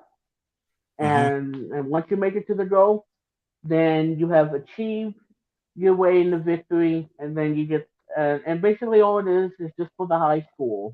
That's Nice. all there is about the game. That's all it is for the game. Yeah. Uh huh. Yeah. And like I said too, again, you gotta be really careful because if you go off course, you can end up slamming into into a tree, or you're gonna end up slamming into one of those billboards, Yeah. and that's not gonna be pretty. When you go way too fast, you're gonna end up going off course, and you're gonna end up hitting one of those billboards or anything that you don't want to hit in the game. Yeah. It makes sense. Because that So would be devastating, going way that too fast in that vehicle. makes sense. Yeah. Or in the sight bike when you're this bike and you jump up and then you crash on purpose, and just to hear that funny crashing sound and whatnot, because I did that in Western Night, and that was so funny. It was so Crashing my bike right into that thing, and hear that yeah. tumbling down, or We even in the say finish line here we where it's go. me and the computer player, Owen, and we I was yes, we I was on number stream with Alex Perez, and he did Excite Bike one time. Oh, You oh, know, I cool. know, it's a fun game, yeah, that was one of my a, favorite games ever. it was a fun thing that he told me about. I told the audience about on Alex Perez's channel, archive channel about this, and I was with him about the entire Uh-huh. retro night thing. That's what I was telling Alex and this whole thing about it long story thing. Yeah. That's what I told Alex about it. Hmm. There you go, Alex. And yeah. Yeah. And one of the things too that I like to do in the B, not the B type, but in the design, you put the finish line there and you add the computer players and you wait for the opportunity to where you can let the computer CPU hit them and then at the same time both you and the computer bike end up crashing together into the finish line, you know, and uh, Exactly. and and get the time and whatnot. So yeah, instead of you crashing into the finish line, uh, you know, I think what be icing on the cake is I mean, you the know one I'm talking about. having you and the computer player crash right into the finish line, and that's really funny. And it's the game has a lot of humor and it's just so funny, and again, it's your bike and their bike end up crashing together either on lap 6 or lap 7 or in the finish line, and you both crash right into the into the finish line with that funny noise, and that's the end of the race. And that'd be an epic moment where it's Out both there, by you the way. and the computer, yeah, both you and the computer player crash at the same time into the finish line. That is so funny. I love that. That was, That game makes me laugh so much. It's one of my favorite games. It's a game that's yeah, so funny, but yet one of the best games ever made. one of the best games, And it's and it gave and me it's one of the black box. the Grim Ghost vibe, and that Yeah, and I know. I got remember me that. inspired years, like 5 years later, actually 7 years later, to do this thing with Alex Paris. And Yeah. Yeah. one of the funniest moments I have ever done in the stream was David doing a chat. There was this jump scare from David. What? Please take a look. Craig goes out there, Yeah. by the way. Hmm.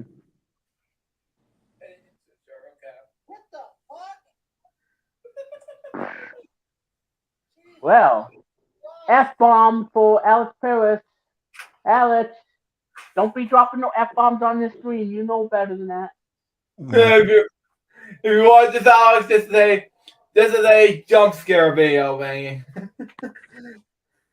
There you Yeah. go. No F bombs, Alex. That's a no. That's a no-no. No. Or should be Yeah. like what the blink. There you go. Let's end it There like you that. go. What the blink. There you I'm not go. gonna say it. So if you want to know what that is, head on over to the to Alice's channel and watch that. All right. So there you go. Blinkety blink. Let's move on. But yeah. So there you go. And yeah, thank you, Alice, for saying that. By the way.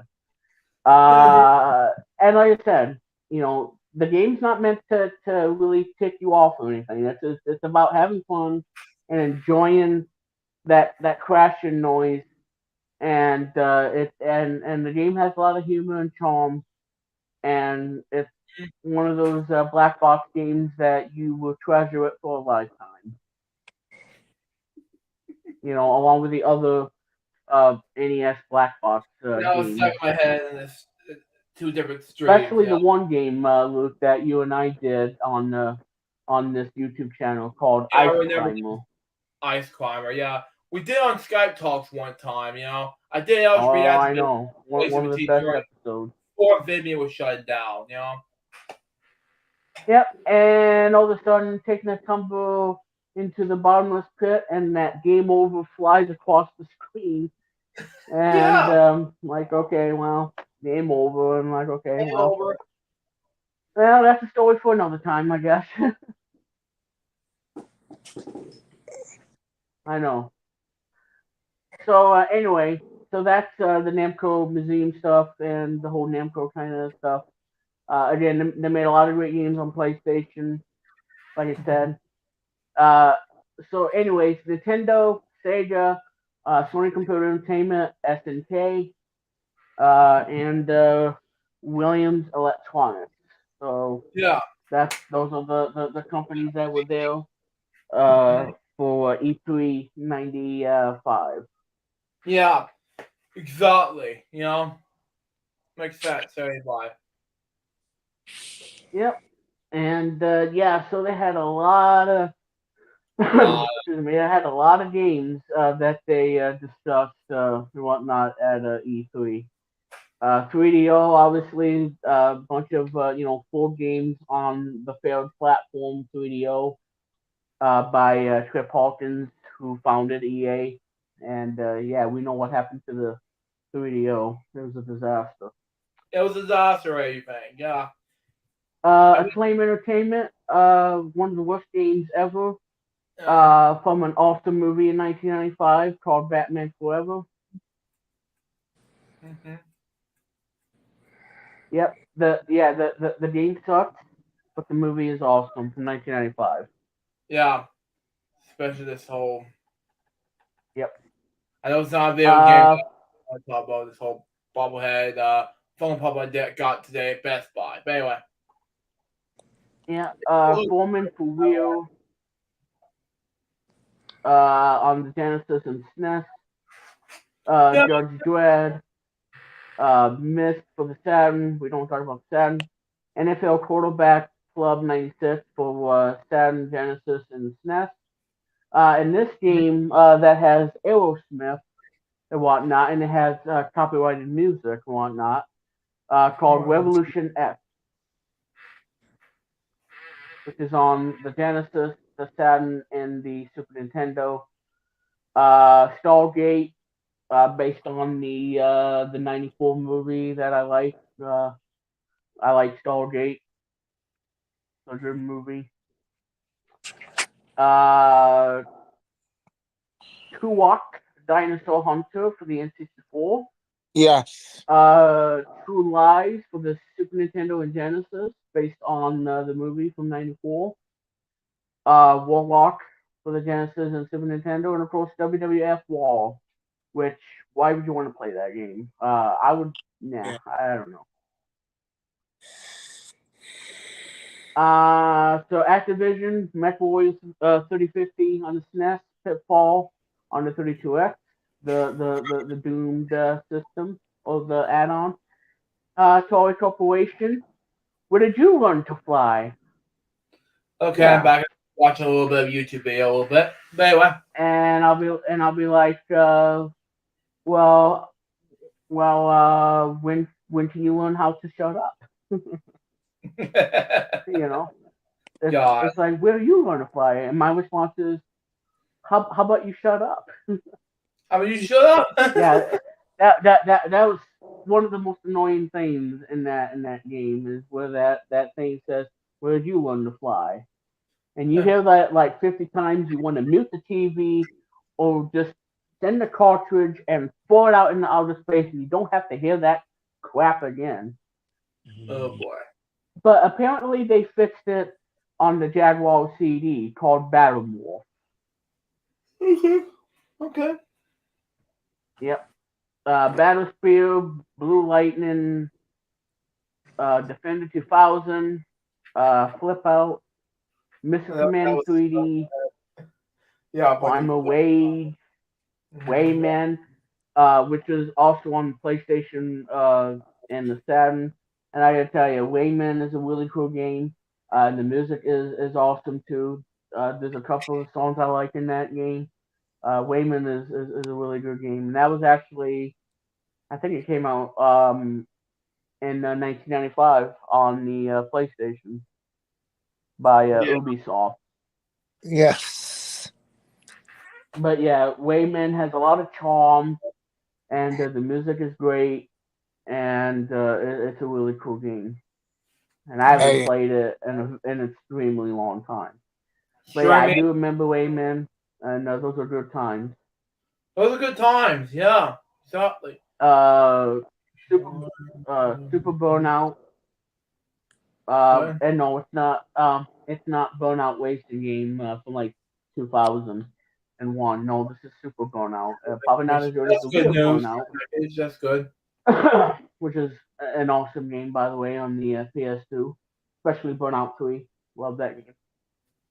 Yeah, that game. Yeah. White Man Can't Jump. I don't care about that.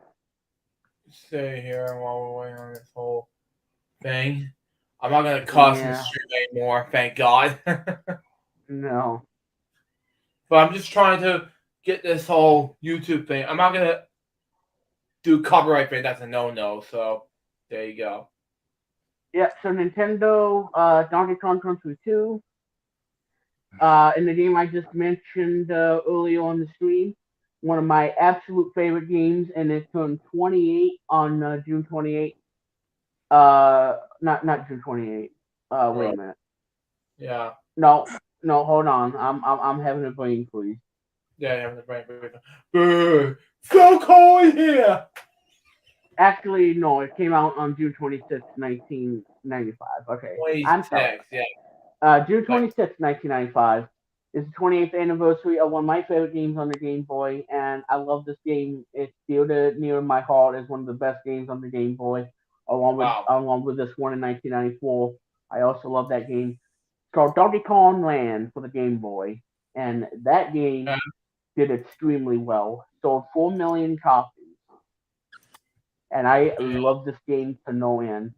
The music is Well, fantastic, especially the water music. I'm sure Kristen would agree with me that it has some of the best water level music you can hear in any video game. And Donkey Kong Country has that killer killer music of that Arctic level. It's just got it. oh my god, I can't describe it. It's just so breathtaking to listen to that water level in Donkey Kong Country and Donkey Kong Land as well. They both have excellent soundtracks, especially Donkey Kong Land. So not only the gameplay is excellent, but the soundtrack is one of the best. That's the strongest out of all of it is the soundtrack. But Oh yeah, my Donkey God. Kong Land. If you guys like Donkey Kong Country, Donkey Kong Land should be the game you should be playing on your Game Boy because this game is a masterpiece. 4 million copies, and it got a player's choice. This game is one of the best games of 1995. Period. Yeah, yeah, exactly. Yeah, Yeah. I love that game so much. Delete and no, I'm not deleting the game. I'm just deleting some big files I got. Earthbound, like I mentioned, Killer Instinct for the SNES, Street Fighter 2 for the Game Boy. Who wants to play that on a Game Boy? I don't know. Exactly. Exactly. Let's see. Sega, The Adventures of Batman and Robin for the Genesis and Sega CD. Mhm. Clockwork Knight for the Saturn. Comet Zone for the Genesis. I kind of remember that game. Daytona USA, which I played on the Saturn. It's alright. And a game Okay. that I really like. This game is really cool. Because I thought that the first one was so difficult. I Mhm. don't bother playing that game. But this Uh, one has a nicer pace. And it's part of the Sega Club game where it's for education and whatnot. And this game has, and that one song in this game is probably the best song in any Sega Genesis video game out there.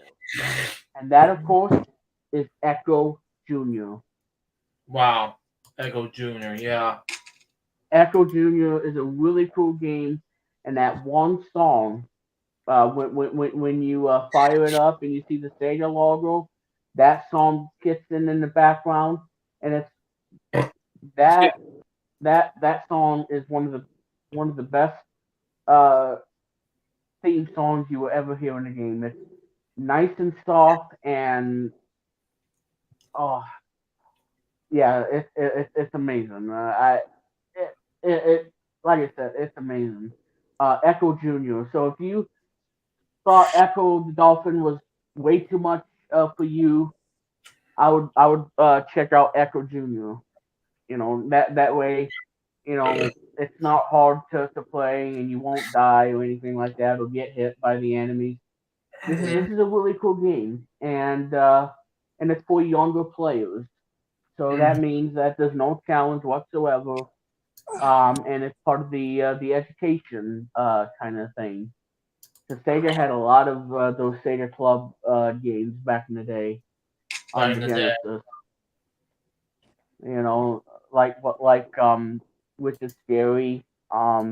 That Busy Town game on the Genesis. Yeah, I see. The Uh, game and I the game that I and for the yeah, game I like on the Sega Genesis that you don't like, Luke, is the uh, Magic School Bus yeah. Genesis game. It's actually really good. I like the mini games. It's really good. I like that game. Um, it's really cool. Mm. Yeah, and it has the killer whale, uh, and Echo, and yeah, so that's Echo Junior, and that came out in 1995, April '95. Especially that Boys Hide and Seek, that was a great game. Yeah, I know. And me doing a video of that on YouTube and like oh my god, what the heck just happened kind of thing.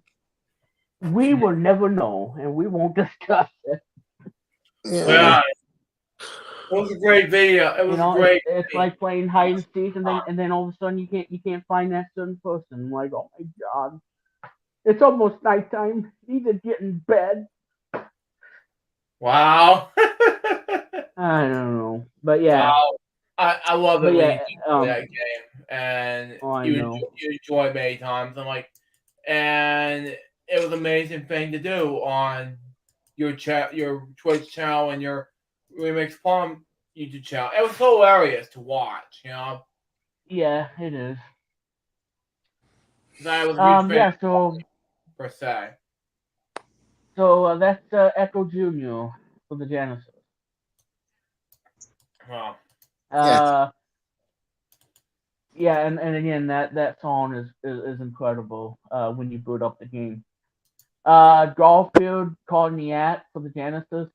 Uh, Nightmare Circus for the Genesis. I think it came out. Uh, and it came out in North America via Sega Channel. Yep.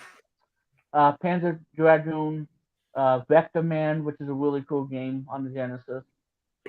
Excuse me. That came out in late 1995. Mm-hmm. But yeah, I like Vector Man, and I like the sequel too. So Sony, Battle Arena, Ridge Racer for the PlayStation, Twisted Metal, like I talked about, Mm-hmm. that came out in November '95. Warhawk for the PlayStation, Square, two bid games. One of them is one of my favorite. Well, the game itself is awesome, but the soundtrack is one of the best, if not the best, out of any RPG out there. And I do love me some RPG soundtrack. I love it. Um, the game that and This is a game that gets talked about a lot. And this game came out on August 11th. So next month, this game will be turning 28 on August 11th, 1995. Wow. And that game that came out first for the Super Nintendo, and then it came out on the Sony PlayStation. And that game I'm talking about is Chrono Trigger. Yes. Wow. Wow. I tell you, this game, not only this is one of you know probably the best RPG you will ever play, but the soundtrack is a 5 out of 5, 10 out of 10, or even 15 out of 10. That's how good the soundtrack is. The Wow. music is one of this game's best, and I love the soundtrack. Secret of the Forest. to the final battle music, uh, and one of my favorites, to Good Friends, where they all leave and they go separate ways. You know, when you beat the game and they all go separate ways, but they'll still be your friend forever. And that song really does hit you really hard. That's how awesome this soundtrack is. Yeah, the soundtrack is amazing. I love this so much. It's one of the best for any video game system. Yeah. And then it came out on the PlayStation on June 29th, 2001. Mm-hmm. And it was on the Nintendo DS. I had the DS version. I had never had the SNES version or the PlayStation. But I did have the DS, and I don't have it anymore, unfortunately. And but good news though, it is on iOS, uh, Android, and Windows. Mm-hmm. Oh, cool. Wow. So you can play this game on your iPhone, and you can play it on Windows. Wow. Okay. But yeah, again, this game has some of the best video game music out there, Makes sense. and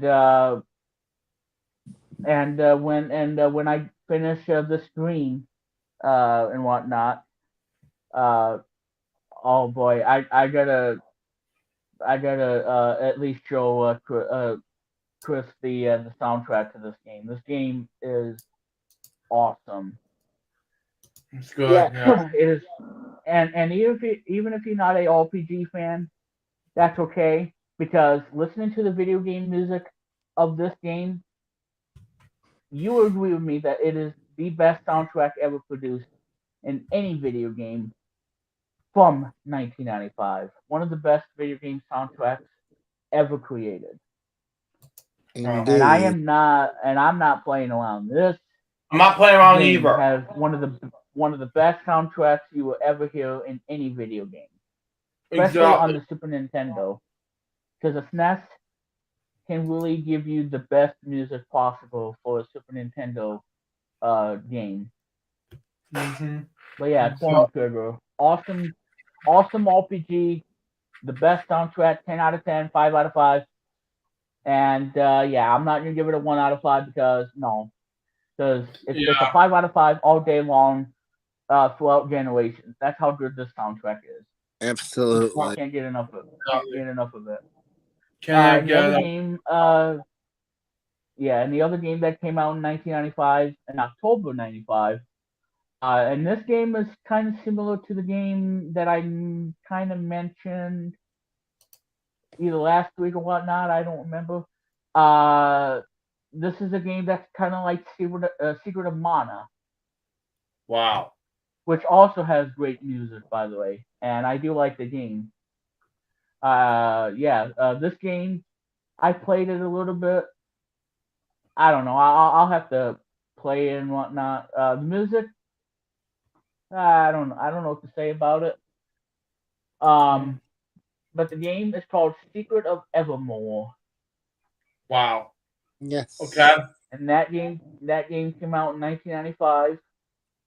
It's an action role-playing game developed by SquareSoft, which is now Wow. Square Enix. Okay. Because, like I said, Square is the mastermind behind Final Fantasy, Okay. and even Final Fantasy has awesome music too. So those are the two games, and again, Chrono Trigger being the big one of them all, in August 11th, 1995, and it still Wow. holds up today, and it's one of the best video game music soundtracks ever. I just love it Okay. so much. And finally, Williams Electronics, the PC port of Doom for the Super Nintendo. I know everybody likes Doom, so that's Doom. And Mortal Kombat 3 for the Genesis and PlayStation. Makes sense. Yeah. Yeah. Oh, yeah. So that's pretty much that. Very And much of so. course, FIFA 96, PGA Tour 96, Shockwave Assault, Viewpoint, from EA. Now this is a funny title from Cyber Dreams. This is a funny title. It's called "I Have No Mouth and I Must Scream." Huh? That, yeah, that doesn't make sense, but it's a good title for a video game. I have Right. no mouth and I must scream. Yeah, scream like a little girl. Excuse me. Yeah, scream like a little girl if you want. Anyway, You're a little girl. Yep. That was. Hold on. Yeah, I was go watch something on YouTube. Not on YouTube, but maybe do something. But go ahead, continue on the stream. But anyway. and that is everything there is about E3 1995. Yeah, that makes sense. Yeah. Yes. All Yeah. right, so that's E3 '95 again. A lot of moments and memories and whatnot. The Sega Saturn, being an awesome failure to Sony dropping the mic, 299, go buy it, and over 100 million would say yes to the original PlayStation. 100 million. Wow. Wow. Yep. And I gotta tell you this, Luke, that that year, 1995, that was the big game over for Sega. Wow. Wow. Yeah. Yep. The big game over. Which is Neat. sad. Size me, I know. And next year in 1996, Tom Kalinske would leave Sega because of what happened with the Sega Saturn and the biggest failure of them all. Wow. Wow. I know. It is. Let me just. And yes, Luke, if you were wondering too, E3 1997 was at Georgia World Congress Center in Atlanta, Georgia, Wow. Wow. Wow. for both 1997 and 1998. Wow. Okay. And the reason why they moved from Atlanta is due to the inability to secure LA Convention Center. So this was the first time that this was not in Atlanta. This was, or should I say, this was not in Los Angeles, but it came to Atlanta, Georgia. Well. I got my words mixed up. And then the West all came to California afterwards, and it would never came back to Atlanta ever since Ever. 1997. Wow. Oh, I know. Size It's me, I about know. it's about 26 years. Yeah. Wow. Size me, I know.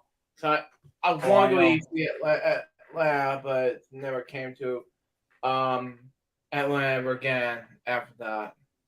Wow. Yep. So, and the last E3 was E3 2019. As I mentioned, yeah. And Sony did not participate in E3 for the first time. So that was a big shocker when Sony did No not shocking. was not in E3. And yeah, and then of course E3 2020 was canceled. E3 2021 happened online. Then E3 2022 and 23 got canceled. Wow. And that was due to the lack of interest and attendance of major publishers. Yeah. Wow. Wow. Like, I know it's quite sad. Um, and if we ever gonna see E3, I have no idea. it's because of the disclosure G4, the second revival, and Yeah, this G4. happened. You know. Yep, G4 crashed and burned, and I knew they weren't gonna survive. Because I'm like, I don't know what they were thinking. And yeah, and Comcast pulled the plug, and G4 is dead for the second time, and I don't Yeah. need to come back. You don't need to come back. Nope. and sadly, that launch was dead after It was pitiful. I guess a month. I mean, a year and 2 days. Yep. What a shocker, you So, know. so instead of E3 that happened, well, that was supposed to be E3 this year. Uh, well, it actually started with Summer Game Fest 2023. That really kind of replaced E3 in a way, and it will likely do the same next year in June 2024. Wow. I was gonna talk about parts of E3 in 2024, but this is gonna get ridiculous in place E3. Oh, I know. Yep. So it will be held in June 2024 of the Summer Game Fest. Now, the one that we had this year, um, it was held on June 8th, 2023. And I know you guys are wondering, this is not E3. Well, like I said, this kind of replaced E3 in such a way. So I'm gonna mention it on the stream, even though it has nothing to do with E3. And I get this. So you don't need to tell me You that. know, But yeah. So and Nintendo was not featured for the Summer Game Fest. This was held at the YouTube Theater in Los Angeles, yeah.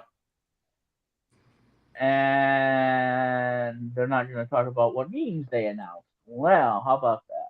Wow. Wait. So and yeah, and I thought that this could really completely kill E3 because of the games they showed at that event. I'm like, this could really get rid of E3 entirely and have the Summer Game Fest to be what is E3. So I don't know if E3 is gonna ever come back. If they decide to, like, well, guess what, we're calling it quits, and after Oh, it 28 quit. years or 29 years, it Yeah, ain't gonna happen again. it's gonna happen. Especially the fact one of my favorite shows, Attack of the Show, we're never gonna come back again. You know? Yeah, and that's why I like the screensavers, because it had to do about technology rather than some other stuff. You know, other yeah. We won't get into that because that was just like, wow. Um, I know. I don't know what to say about that. I don't even say either. That's just, I mean, that's why I have to start hating the show now because the show was Yeah. canceled and the entire show just ended. I watched this news report about Smosh in 2008 when Ian and Anthony were around. Now they're around after the Rise mate. Like a month ago, something like that, in 2023 of June of 20th. You know, I was like, wow, Smosh really came back. They own Smosh now, independent channel. And I was just thinking, wow, Ian Anthony came back from the dead. And I am so excited. I was one of the members of Smosh, ever since the beginning, of I was watching Smosh since 2006 when I first discovered YouTube back then. So it Right. was great.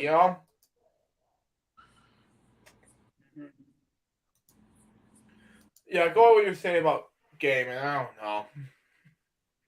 Yeah. Yeah, But yeah, the Summer Game Fest was really good. yeah, it And again, was. I said to myself, this could really, get rid of E3 entirely. Wow, saddens me. Yeah. Yeah, so Spider-Man 2, obviously the most anticipated game on the PS5. Prince of Persia, which will be coming out next year. I was surprised to see that game back.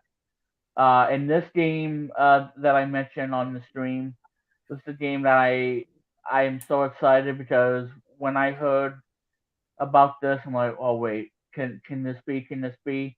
And then all of a sudden, I saw Sonic. I'm like, yes, yes, yes. Yes, a new Sonic game. And that turned out to be Sonic Superstars, which is a game that I want to get Ah, on the Switch nice. and Wow. the Xbox Series S. Yeah, that's an awesome game. Yes. And the game will be coming out, I believe, in October. Oh, Wow. I for cannot sure. wait to play that game. Absolutely. Wow. In this game, okay, and this is the game that I was telling you, Luke, about the game that kind of has it's like Pokemon, but it's totally different. This is a game that's coming out in I believe January. The game is called Palworld, and it's oh yeah, I mean like I said, this is not your ordinary kind of Pokemon game. This is totally different. Okay. Unlike anything you've seen. Wow. Uh, Final Fantasy VII is getting a closed beta. Ever Crisis, okay. Okay. Baldur's Gate 3. And yeah, I can't believe this exists, and it's gonna be on Peacock. And by the way, Peacock is going up in price. By the way, which which is sad. Wow, it's fast. So you Yeah. so you're gonna be paying more now for Peacock. Yeah. Ugh. Makes sense. Anyway. Uh, Now this show will be coming on Peacock exclusively, only on Peacock, and it'll be out on July 27th, and it's based on a popular video game on the Sony PlayStation. Yeah. Good. And I happen to be a fan of the series, Wow. especially 2 and 4 and Black. 2, 4, and Black. And that game I'm talking about is Twisted Metal. Oh Wow. my. Wow. Yeah, and there's gonna be a TV show called Twisted Metal, and I don't know what to say about this. This could literally hurt because instead of seeing combat and whatnot of the cars, it's like we're watching a soap opera instead of Wow. because Christian Metal is all about one thing. It's about competition, fighting off Sweet Tooth, and your way to win the contest. And that's what Christian Metal has been all about ever since 1995. And I am a huge fan of the Yeah, I was game. born. Yeah.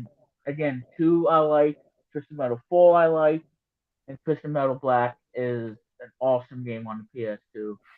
Yeah. But this TV show, I don't know about this. I don't know about this either. I don't know. But yeah, Will Arnett is gonna be in the show, and he's gonna be playing Sweet Tooth, the famous character from that game who drives an ice cream truck, and that a clown. Yeah, Wow. that's that See. No, game. yeah. Yeah. Yeah, I know that game is something. Oh, that TV Game show is solid, something. yeah. I was looking at my Blu-ray. Uh, Anyway. and I was mentioning this earlier. Party Animals. Wow. Hashtag bacon wins. Mhm. September 20th is when it's gonna come out. I'm very excited for Party Animals.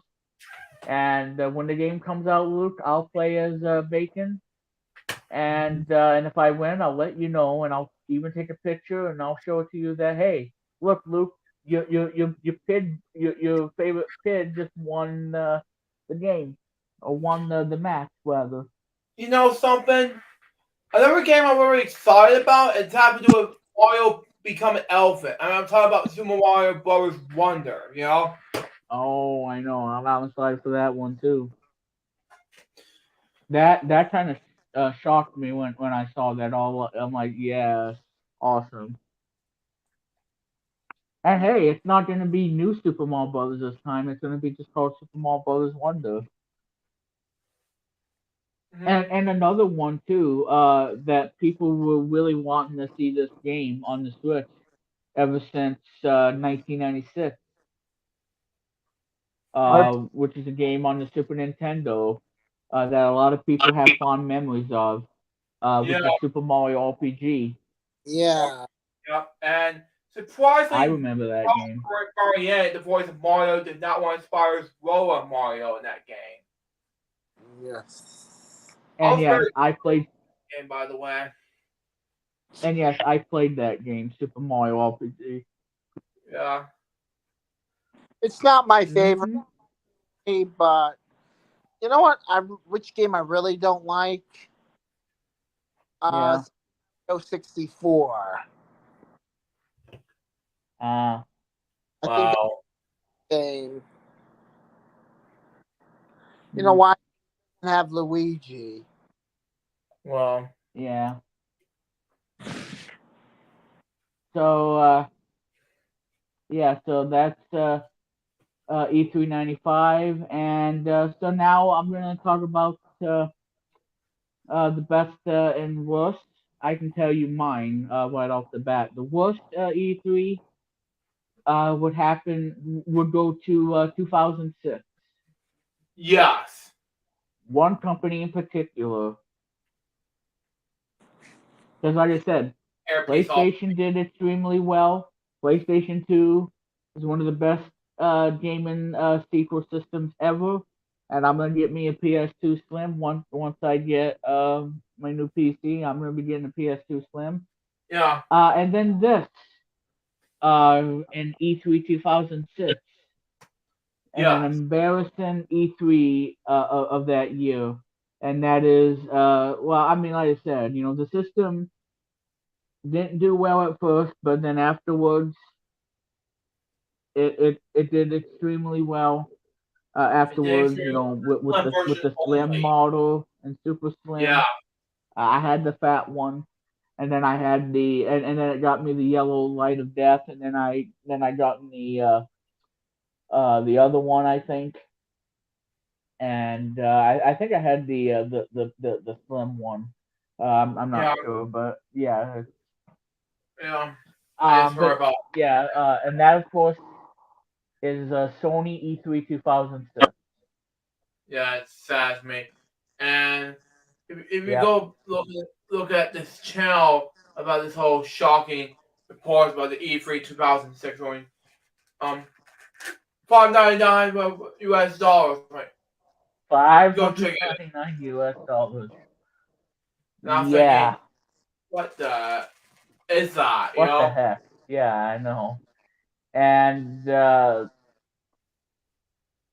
But anyway, yeah, 599 US dollars, and they turn that into a rap music. wow. It's like, We got okay, well, that's gaming. gonna be the moment right there. Yeah, yeah.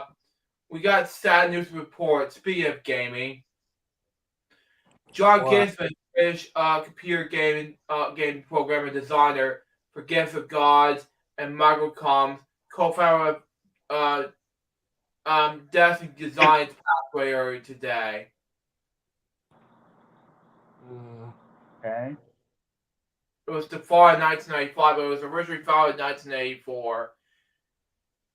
Uh-huh. John Gisman was, I don't know how old he is in the time, but he'll be dearly missed. Mhm. You know, he did his last game from the company. It's called Soccer for the NES, something like that. I can't remember, but anyway, Yeah. Oh yeah, that's a good one. Yeah, that was I pretty played good. that. Yeah, I like that one. yeah. But overall, that one, yeah. Now John Gisman passed away. Today, as I heard Touch mentioned earlier. Yeah. Yeah, I don't know how old was he in the time, but he passed away peacefully. Go ahead, what you said about Wars. But E3. yeah, E3 2006. Yeah, it was a total embarrassment. Yeah. After two successful PlayStation systems, and probably somewhat of a success, the PSP, because I had a PSP.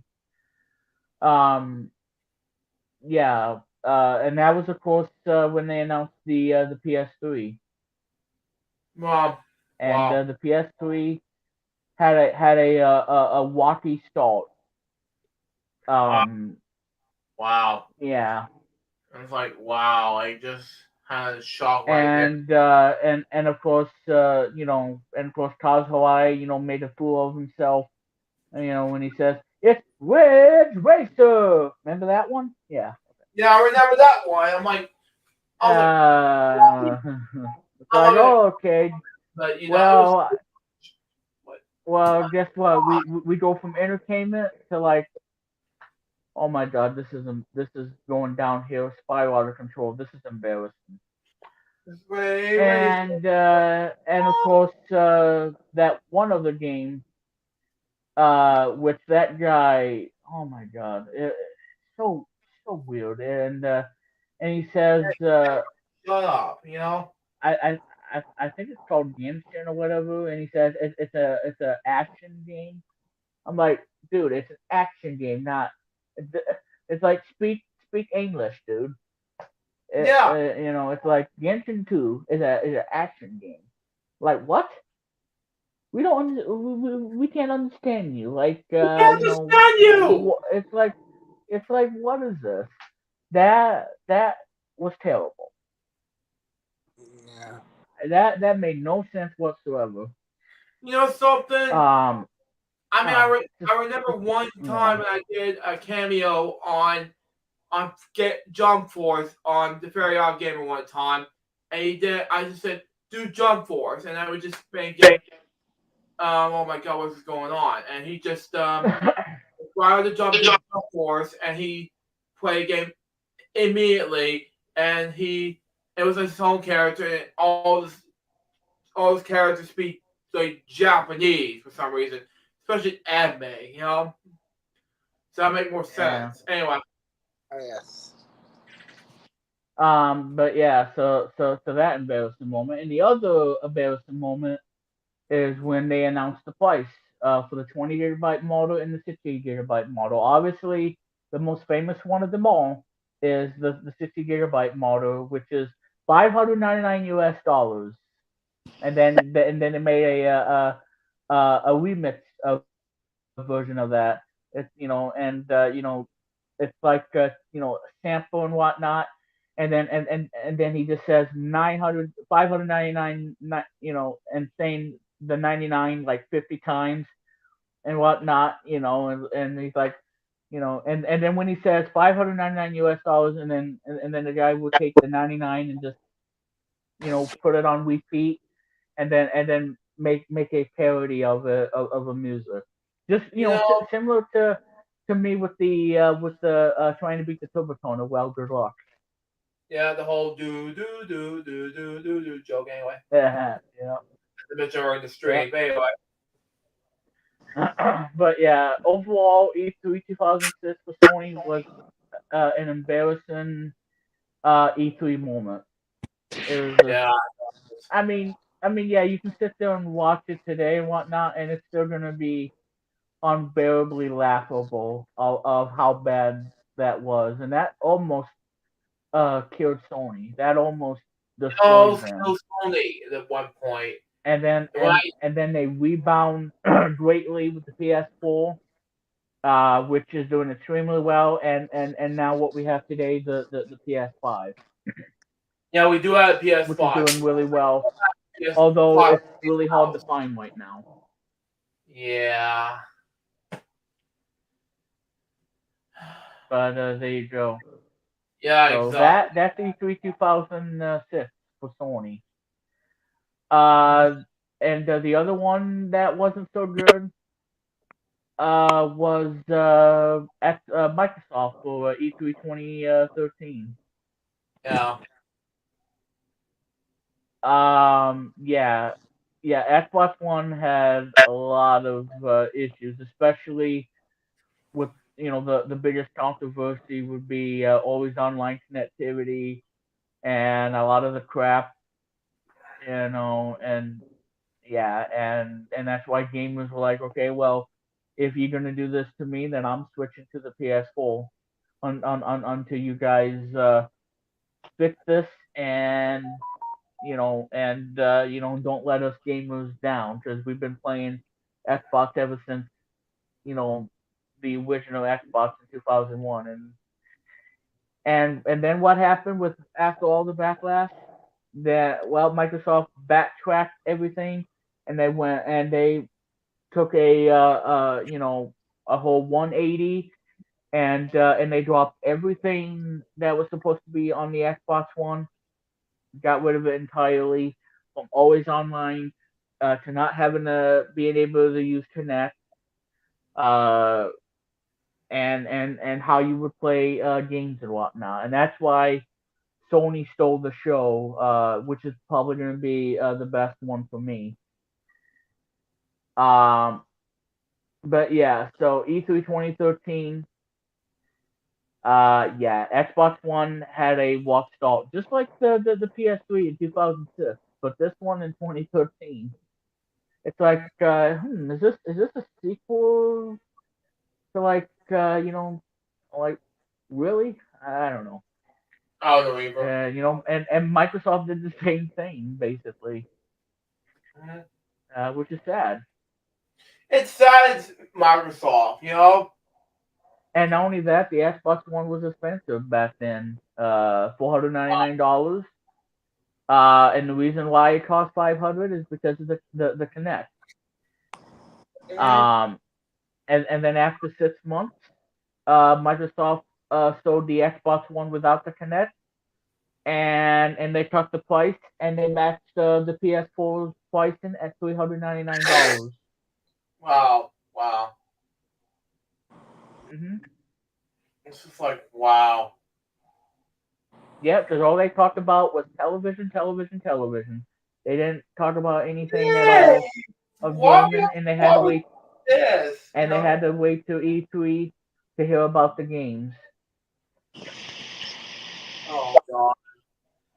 Why don't And you now sell and now look, it somewhere else?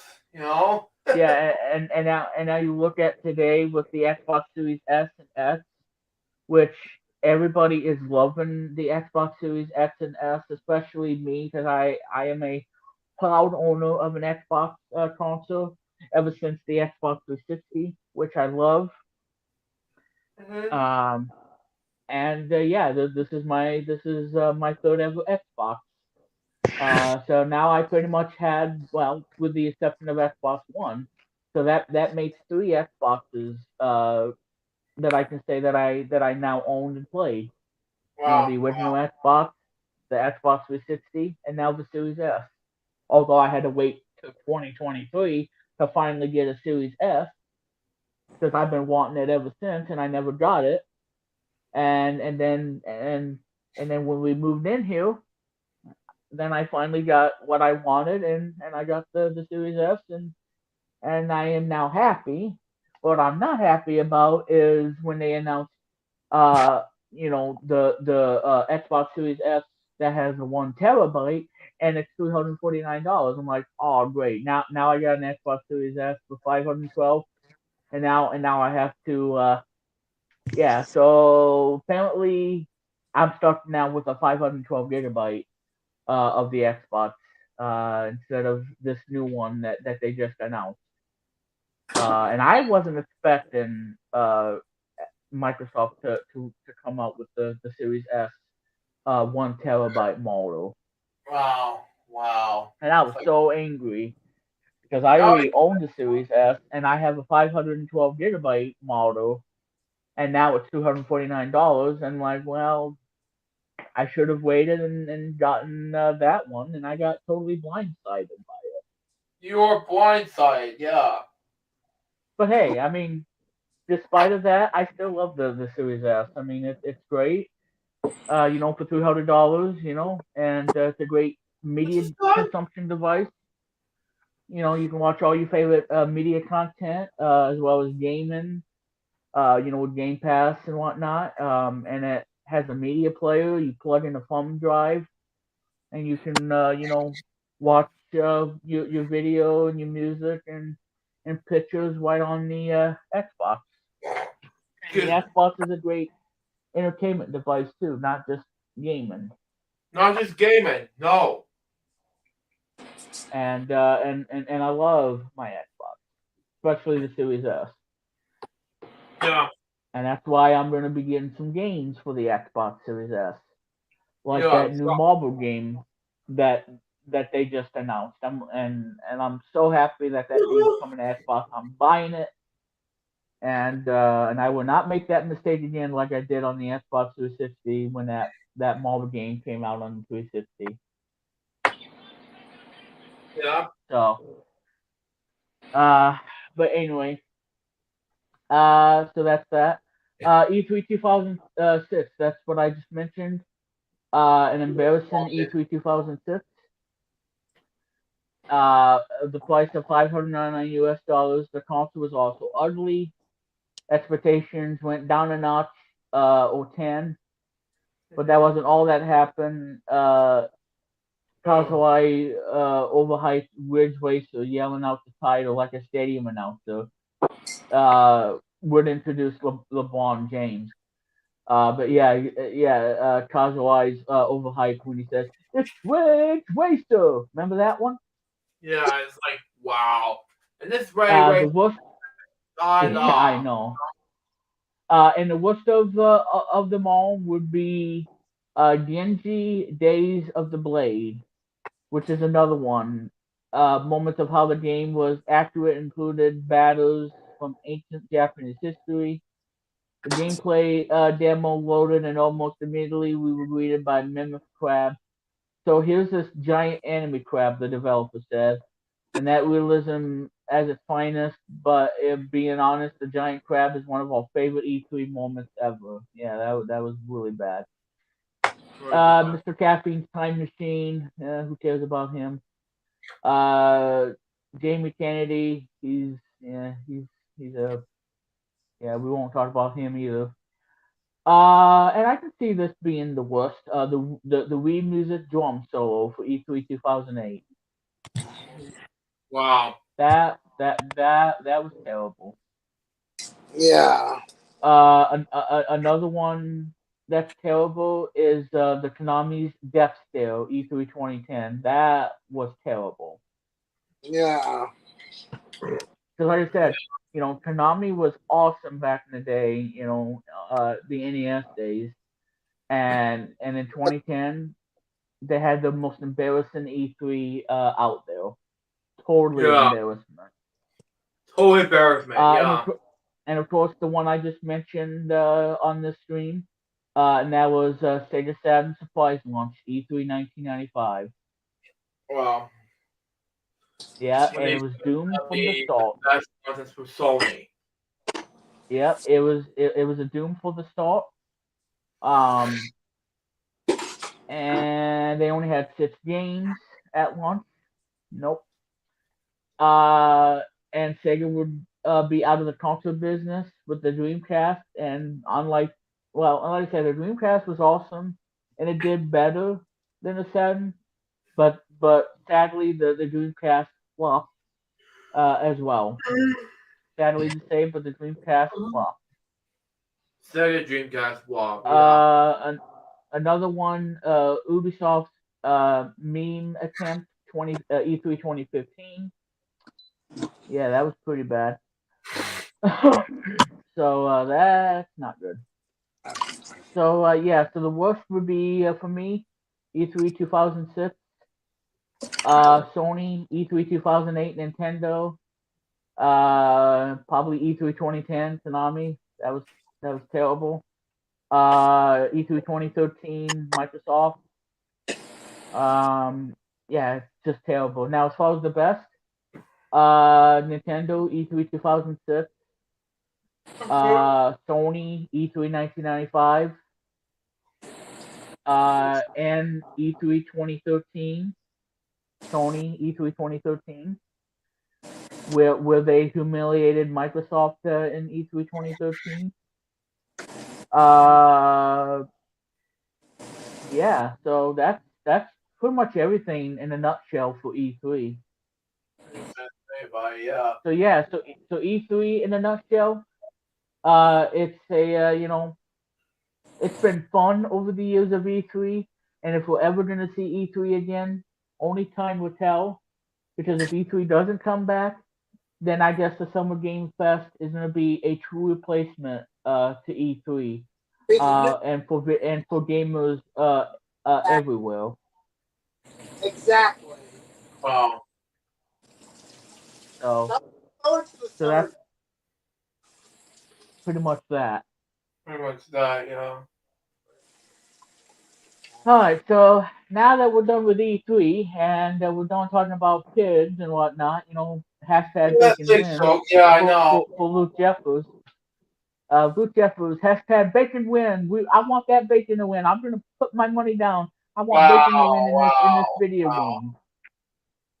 Well, hopefully that will happen when Party Animals comes out in September. And I will let you know, Luke, if I win, and because I'm gonna play him just for you. That's for me, yeah.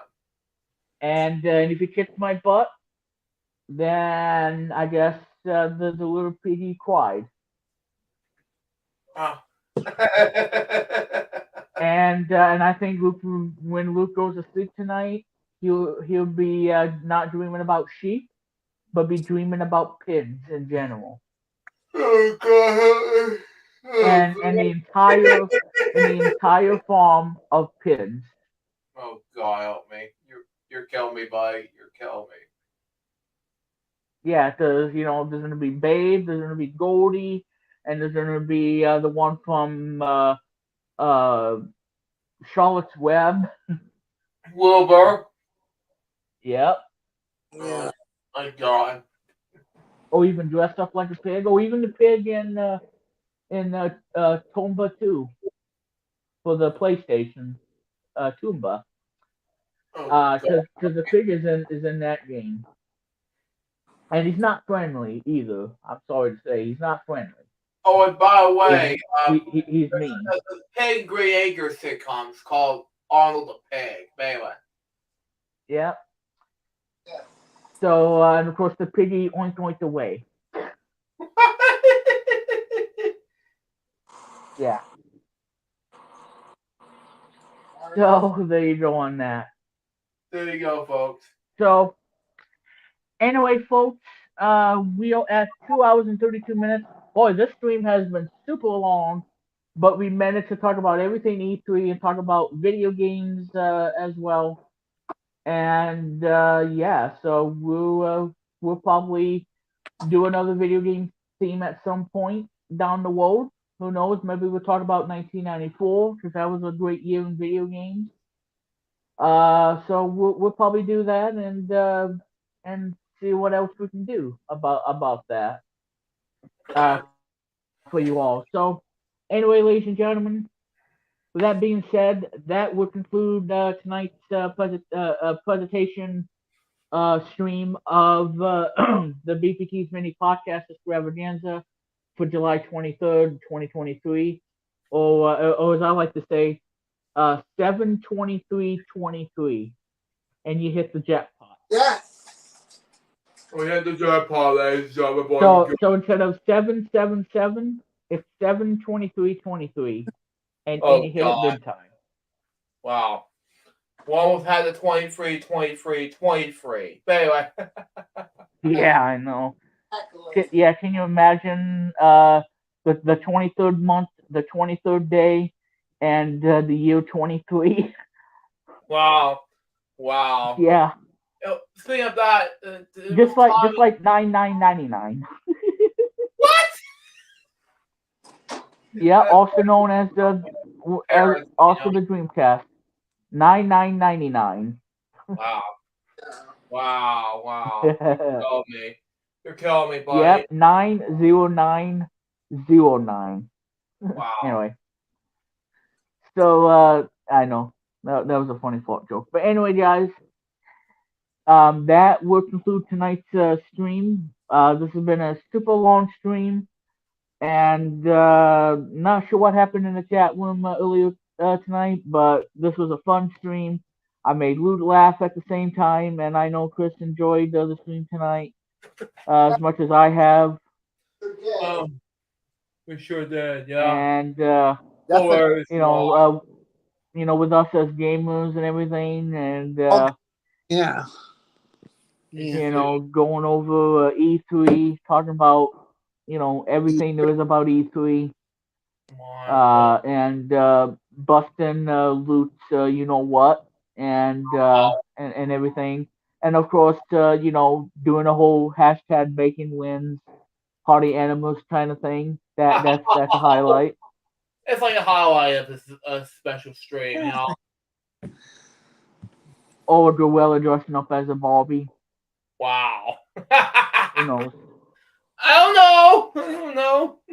Yeah. Yeah. Yeah, but probably the only thing you won't see in that game is a monkey, a koala, and one of those things in Australia. You won't find that on the game, which is Yeah. sad. Sad, and I know. But there you go. So, Or kangaroo. yeah, Or dingo. and yep, indeed. So, with that being said, that would conclude the stream for tonight. And I'm William Plum, and you can find me on Twitter, and I am now on Threads. You can check me out there. And of course, I'm on remixplum.site123.me. Of course, you can check out Chris Kennedy's Retro Media Vision Yep. and everything. And also give a listen to Chris Kennedy Plays the Hits. Sure. That is streaming on Spotify and Apple Music and all that. And whether you listen to Walkman B or the Conga, The Kaga, yeah. The Kaga, the Kaga. the Kaga, yeah, I Whatever always you get want it to mixed up. whatever you want to pronounce it is okay. The Kaga, the But Kaga, the yeah, Kaga. so you can listen to that on whatnot on Spotify. So again, check them out, Western Media Vision, um, and all that other stuff. And Luke Jeffers, you can uh, check his YouTube channel, and pretty soon he's going to be monetized and be making money and everything. So we Makes sense. want to wish him But, the best and yes, congratulate him on this journey. the next chapter is coming on Thursday. I'm not sure when exactly. It's up to my mom to decide. If you watch this, mom, it's for you. But anyway, Yep. anyway. So anyway, so I want to say thanks first of all to Christianity for joining me on the stream tonight. And thank you for having me, Remix. I appreciate it.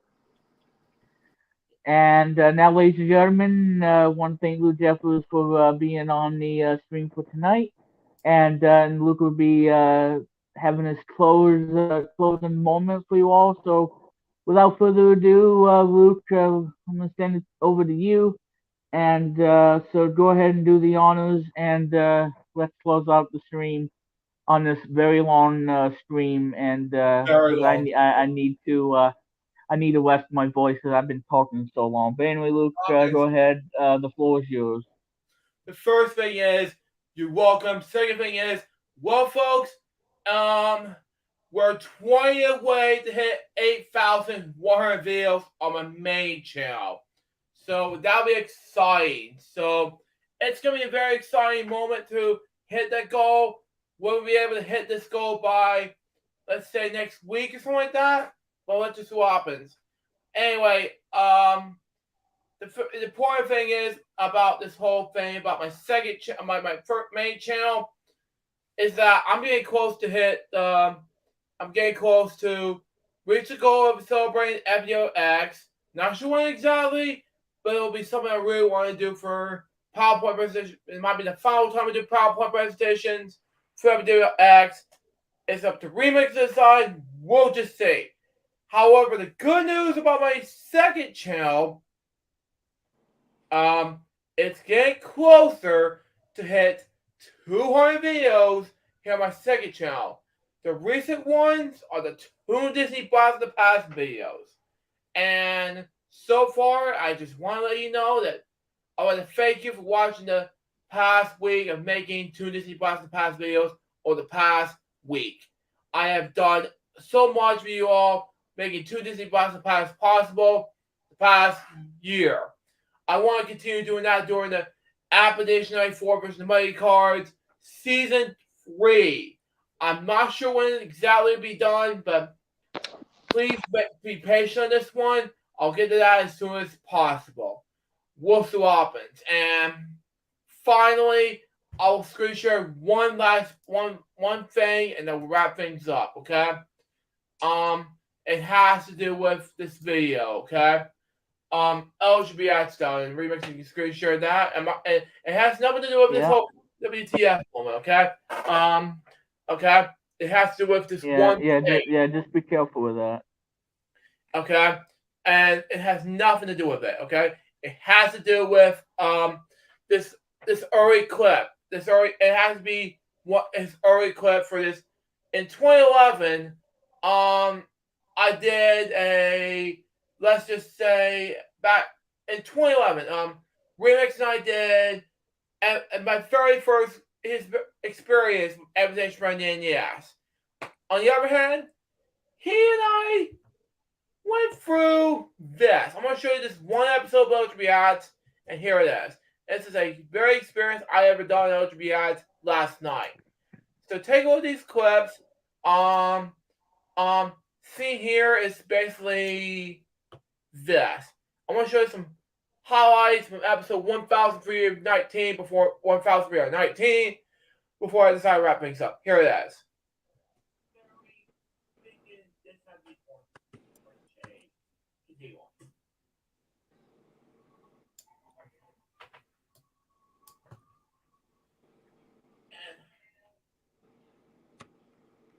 When I had this, this is the website I had back in late 2010. You know, this had to make more sense better than the whole Luke J subscribe up against the C difference. Well, hang on, let me skip this. Hold on. It's hard, you know? Hold on, let's see. Oh, Dad. It's a chest, you idiot!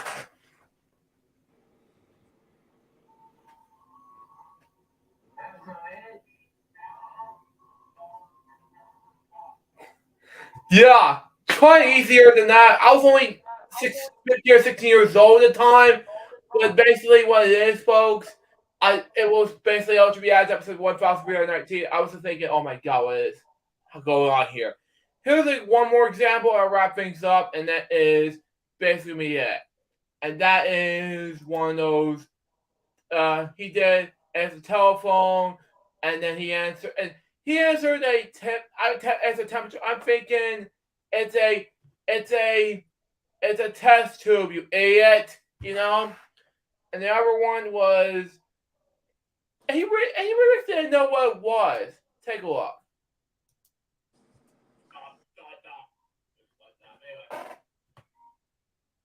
This thing is upside down. And I phone camera. Why would I do that?